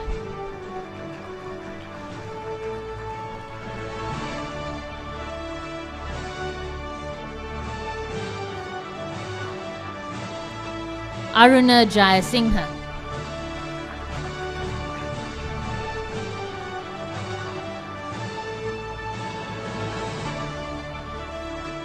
Nona Yasmin Baksh,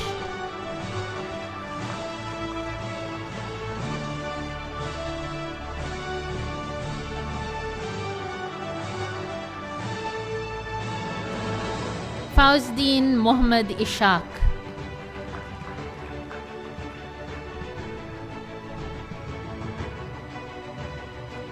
Mohammad Fad,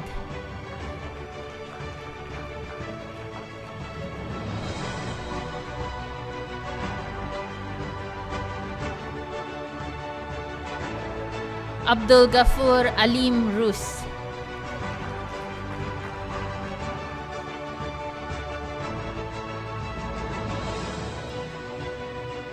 Chaturani Rajapaksha,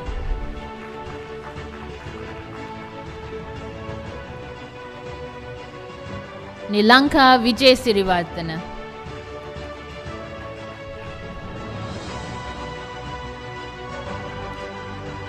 Suppaya Arul Jyoti,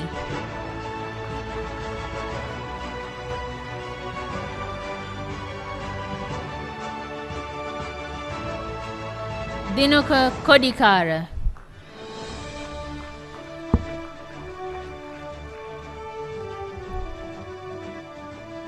Farid Haris,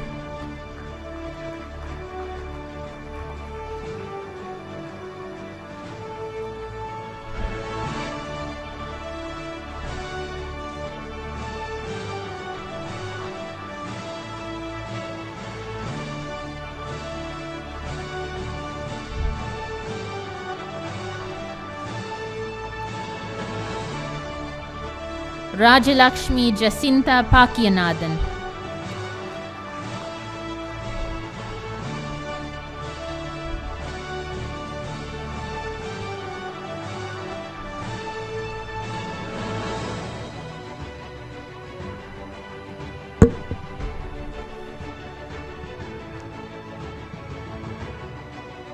Samira Sampat Mohotti,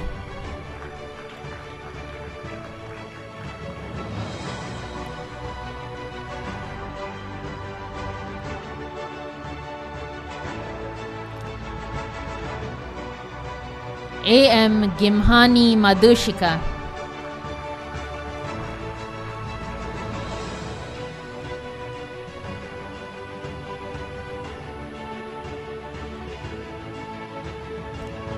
Umasha Kavinjani Dasanayaka,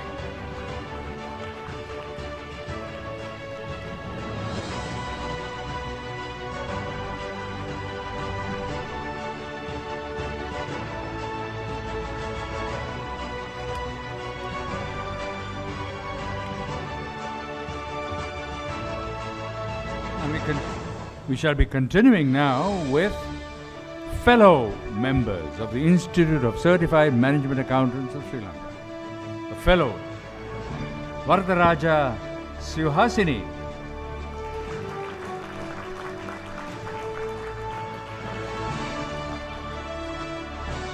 Fellow, Ajit Kumara Nisanka.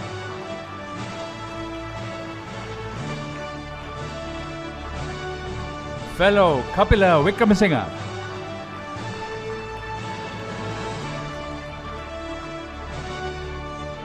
Fellow, Tavaska Darshana.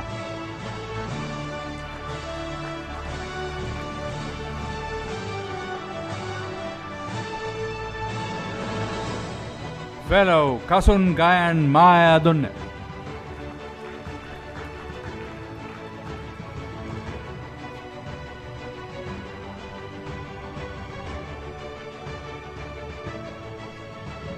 Fellow, Sivanyanam Prasant.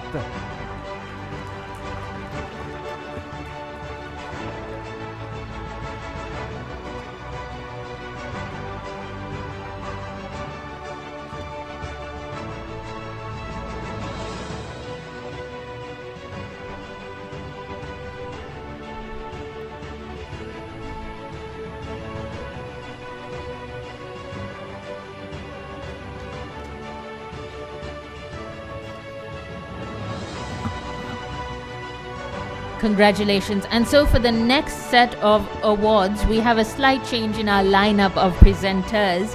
We say thank you very much to Mr. Asanga Vimalaratna and Mr. Ruchira Pereira, and invite on stage Dr. Nuwan Gunaratna in the company of Mr. Daniel Bood, please.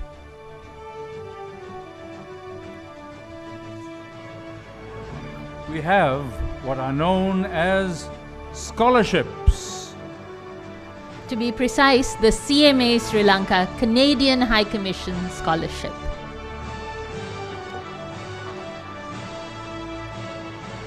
The first of these scholarships goes to NGO Karuprabha.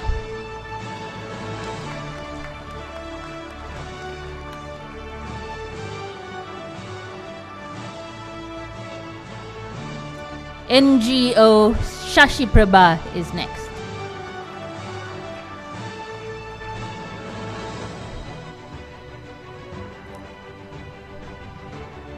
PWPS Kaushalya.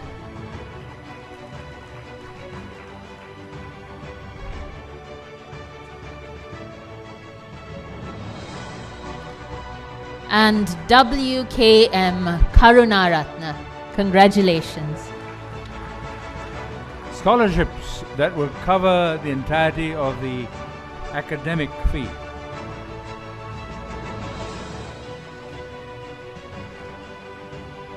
And so, to the prize winners. We have quite a number who will be receiving.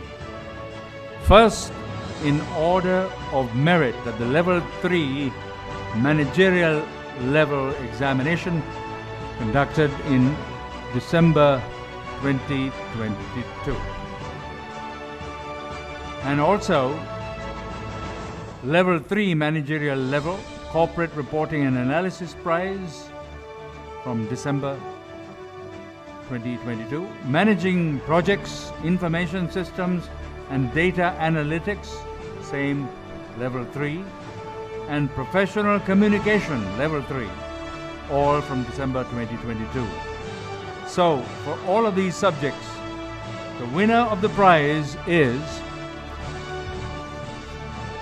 Galkissa Devage Vimuktika Janadari.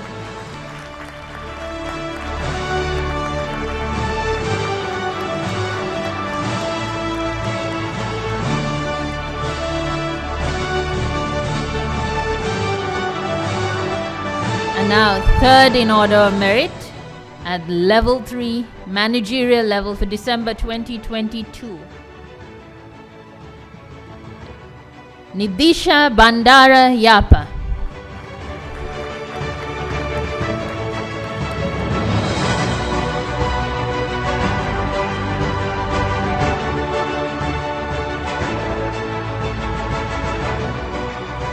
And our next prize is second in order of merit, level 3 managerial level exam, December 2022. Abdul Ghafoor Fatima Hamda.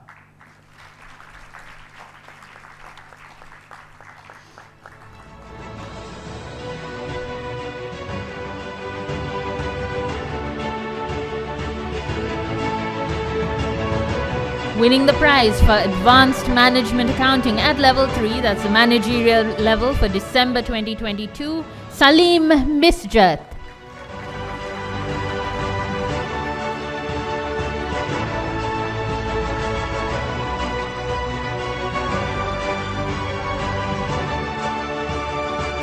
Our next prize is for Financial Accounting and Finance Fundamentals, December 2022, level 1 foundation level. Prize is awarded to Buddhima Karunatilaka.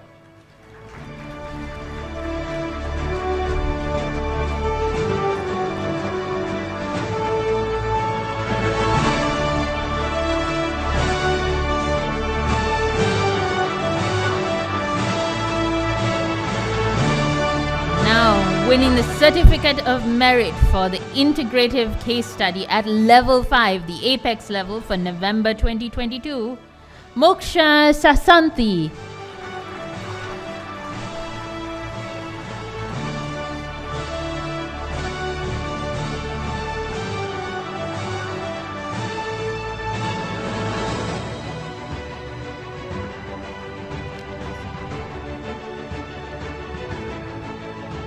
Our next prize is for Strategic Management Accounting level 4, strategic level, November 2022. The Business Strategy and Risk Management Prize, level 4 strategic level, same November 2022. Computer Based Accounting, level 5 Apex level, November 2022. And first in order of merit, November 2022 for level 4. All of those to the single individual. And this last one is sponsored by H.M. Hennayaka Bandara Vice President. And the recipient of the prize for all of those topics we mentioned, Nihas Mohammed Altaf.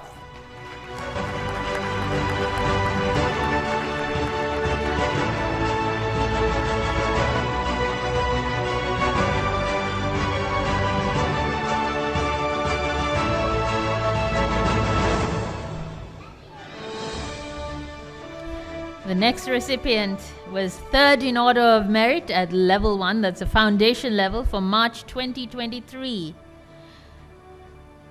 Suwanda Hennadige Ashi Udeshika.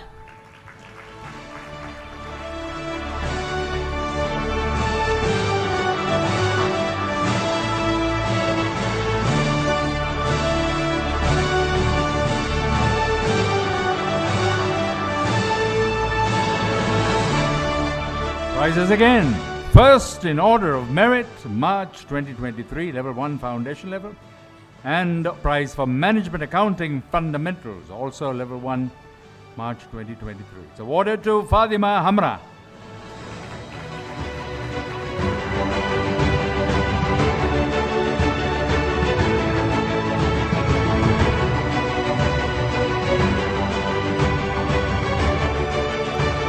Now the prize for Business English 1 at level 1, that's foundation level, March 2023, Mohammad Zian Fatima Dilsha.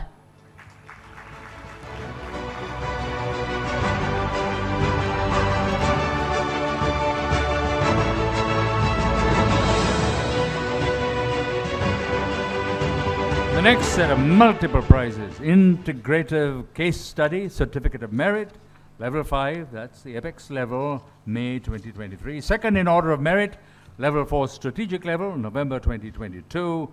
Business Strategy and Risk Management Prize, Level 4 Strategic level, November 2022. It's awarded to Amila Chaminda Vitanage.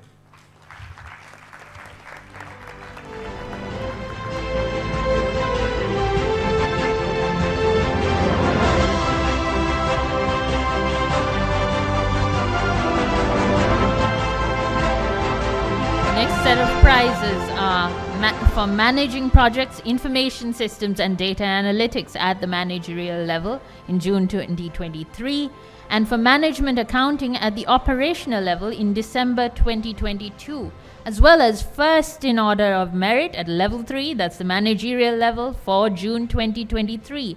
It goes to Vadamestrige Shamit Nimsara.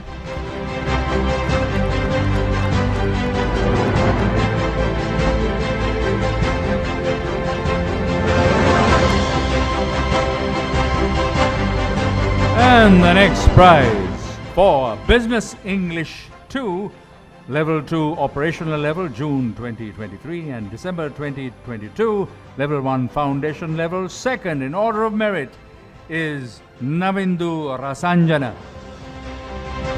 Not present. The next prize is for Management Accounting Fundamentals at Foundation level, June 2023, and Business English 1 at Foundation level, also of June 2023, as well as first in order of merit at the Foundation level of June 2023.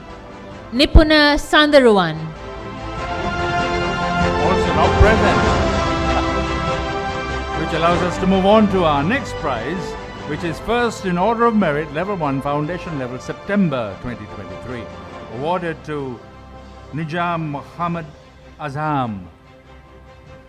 Unfortunately not present as well. So we move on to Management Accounting Fundamentals level 1, that's foundation level, September 2023, Lakmini Samarakon.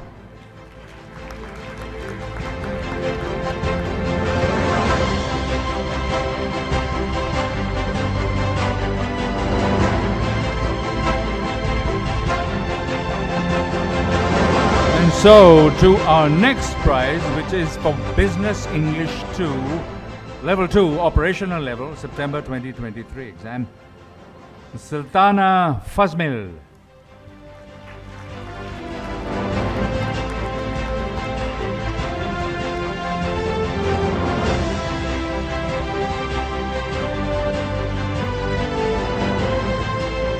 And now now to Financial Accounting Fundamentals at the foundation level for September 2023. Dilmi Chamodia.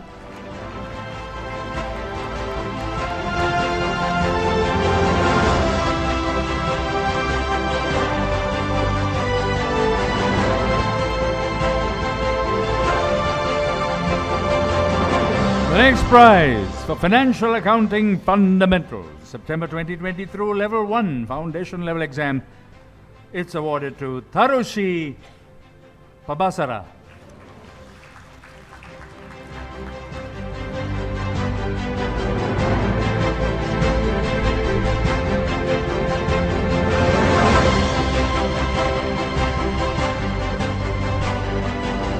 Receiving the second in order of merit for Level 1 Foundation level at September 2023 is Ms. Ganeshan Pravija.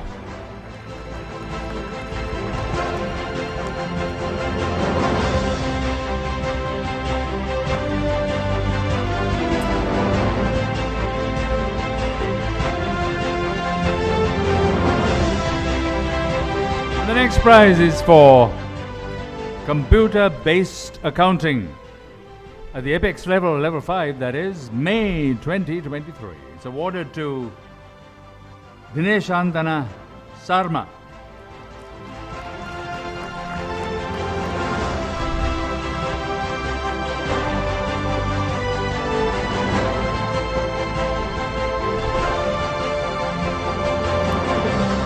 The next prize is also for computer-based accounting at Level 5, the Apex level, for May 2023. It goes to Nadishani Kanchana.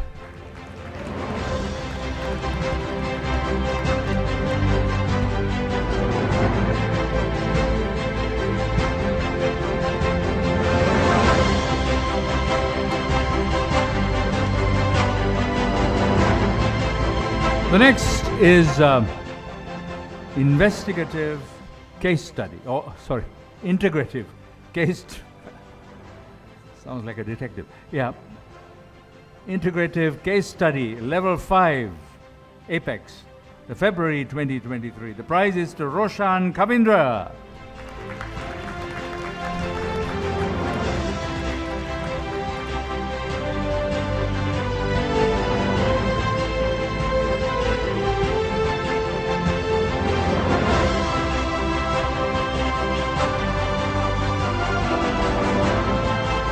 Now the grand prize, the biggest one of them all, the founder president, Professor Lakshman R. Vatavala Gold Medal for most outstanding performance at the final examination goes to Nihas Muhammad Altaf.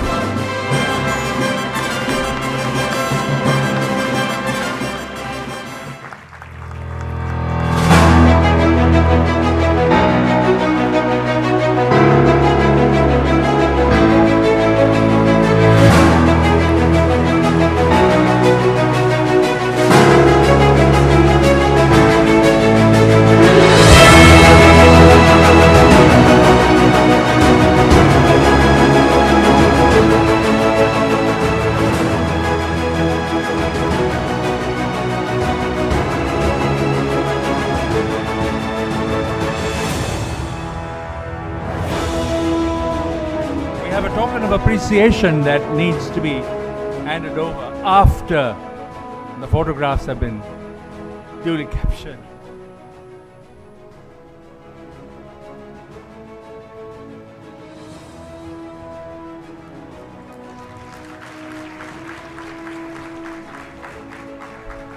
Well done. Warm congratulations, we say. And we will have Founder President Professor Vatavala hand over a token of appreciation to our chief guest, our High Commissioner for Canada.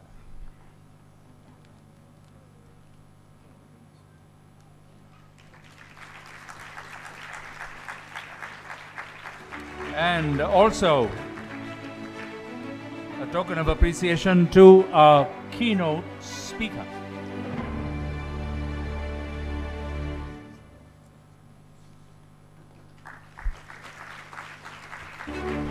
That's the CMA's book.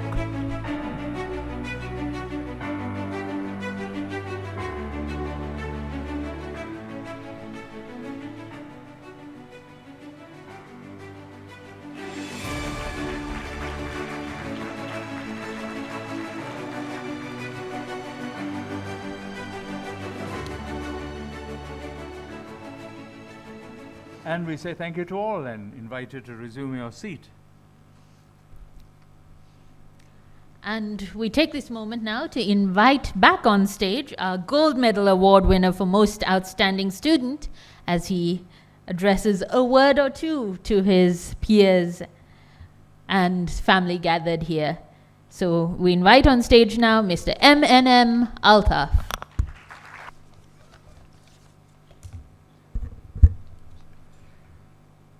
It's a very exciting time.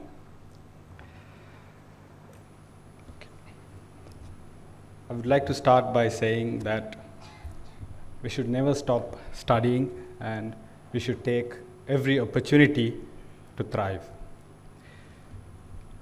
Our chief guest, His Excellency Eric Welsh, Canadian High Commissioner in Sri Lanka and Maldives. Thank you, sir. Keynote speaker, Dr. A.D. Nuwan Gunaratna, Senior Lecturer of University of Sri Jayawardhanapura. Founder President, CMA Sri Lanka, Professor Lakshmanar Watawala. Vice President, CMA Sri Lanka, Mr. H.M. Hennayaka Bandara. Members of the Council, dear fellow members, past finalists, parents, guests. Today, I completed CMA as an overseas student. My history was long ago. I started CMA very long time ago. But soon after I started CMA, I got an opportunity to work abroad. So one of the things was missing was continuing studies, because at that time it was a little bit different. I started CMA after completing a degree because I had a vision to become a senior executive at that time. So IT alone is not enough. We should have a management kind of a qualification. So I wanted to pursue something. One of the things I found is CMA, because it was very well recognized. It was incorporated by Parliament, plus the affordable. So that time it was a big thing because we are working and studying on our own. So we could not spend pounds. So I started joining CMA from switching it back.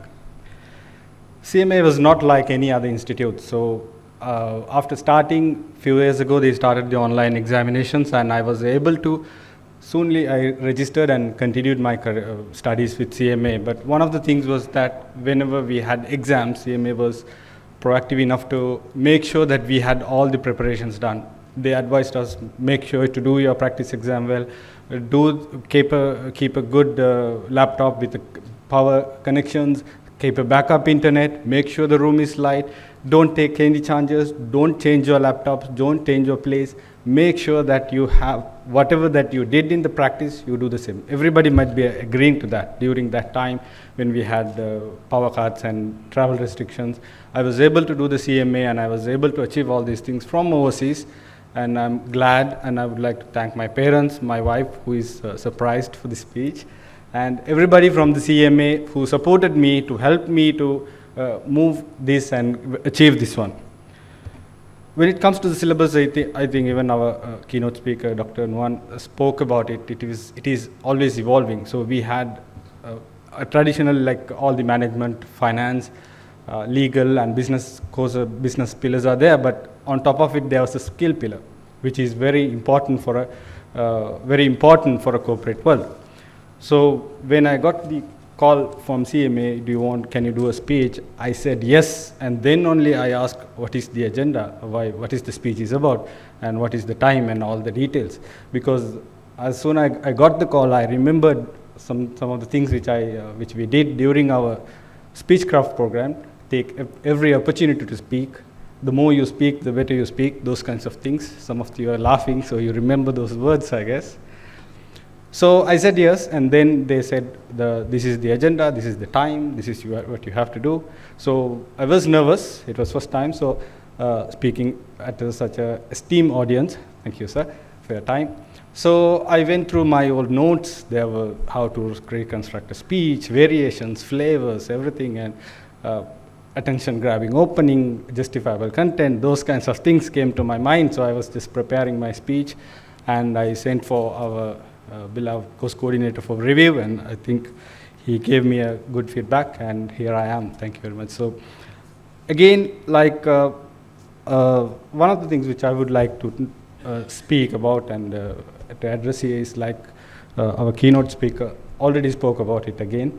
which is the future of our profession. So I work as a pre-sales consultant for an enterprise resource planning system. We built our own ERP. So one of the things we do is that we do digital transformations for the big companies. So when we do that, one of the things which goes out is some of the day-to-day routine tasks we automate it through our systems. So there are a lot of technologies which will replace those some of those routine tasks. So what we have to do is that people are feared that, okay, we will lose our jobs, but what we have to do is that we have to be on top of that, on top of those platforms, technologies, and on top of those tools. So how to do that is continuously study. So if you stop somewhere, you will get stuck at that point and you will feel comfortable and you will stop. But you should not stop studying. You should always keep studying. You should never give up or never settle down for anything, and try to always compare yourself with own version of yourself, not with others. So, and I remember during the first time when I was going through the CMA website, there were a lot of pictures and there were awards and gold medals and everything. I never thought one day I will get this, but thank God today I am here in front of you with such esteemed audience. So I would like to end by saying that, which we all was talking about sustainability and everything. So I would like to end by saying that we should always give back to the community. Let's try to stay in touch with CMA, with CDP programs. Let's write for our news articles. Let's keep in support with the CMA to bring our next generation, to aid them and enrich the next generation. Thank you very much.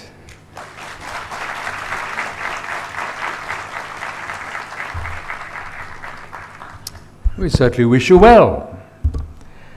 The final remarks, and indeed referred to as a vote of thanks, will be by the Director of Examinations, Ms. Madhumi Pereira Ginigadarage. So let's invite Madhumi.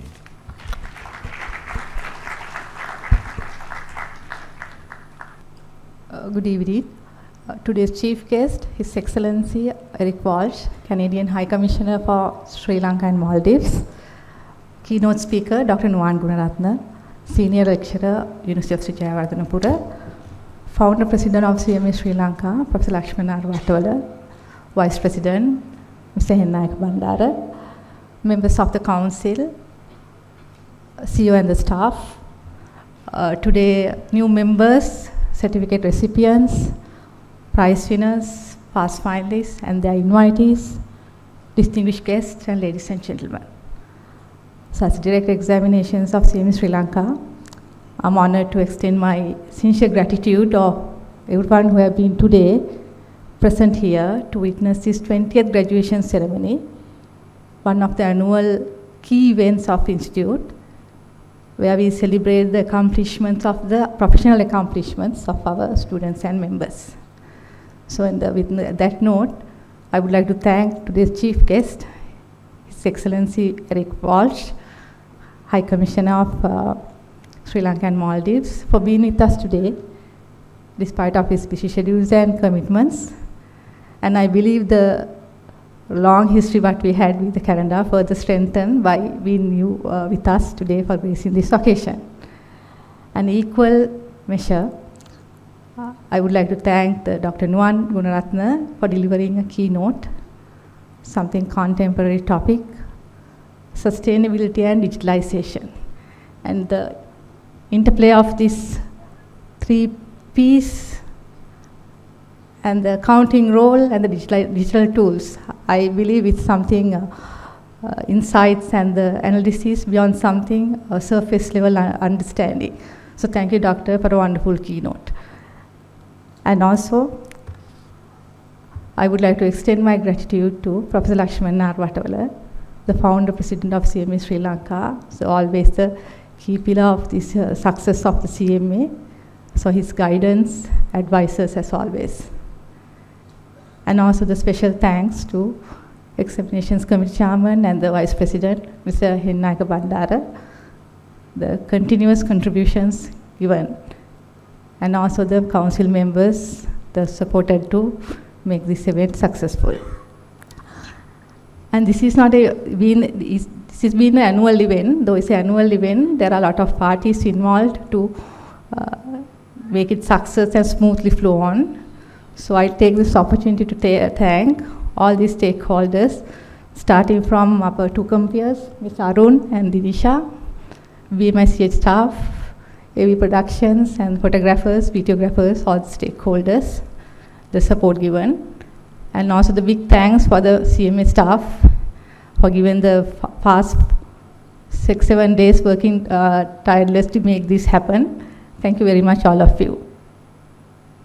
Finally, I wish to extend my warm wishes to the new members, past finalists, certificate recipients, title recipients, prize winners, and all the performers for their achievements.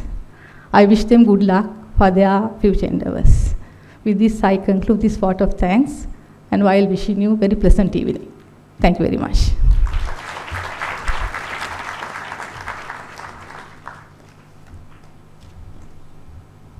So indeed, that concludes the formality of our graduation ceremony for this year. So those who are invited and have part of this event are cordially invited to proceed to the area just outside where refreshments have been made ready for your partaking. But those who are wearing cloaks and those in the CABM category, please do remain a little while longer. You will be invited to partake of the refreshments afterwards, but there is a small formality that you need to be part of before that. So please do remain in the hall. That formality is often referred to as photography. So your pictures will be taken, but our gentleman photographer insists that he will do it very quickly. So you just remain seated where you are. That's those who are wearing the cloaks and the CABM category. All others can move on and enjoy the refreshments. Thank you. Those upstairs as well, please.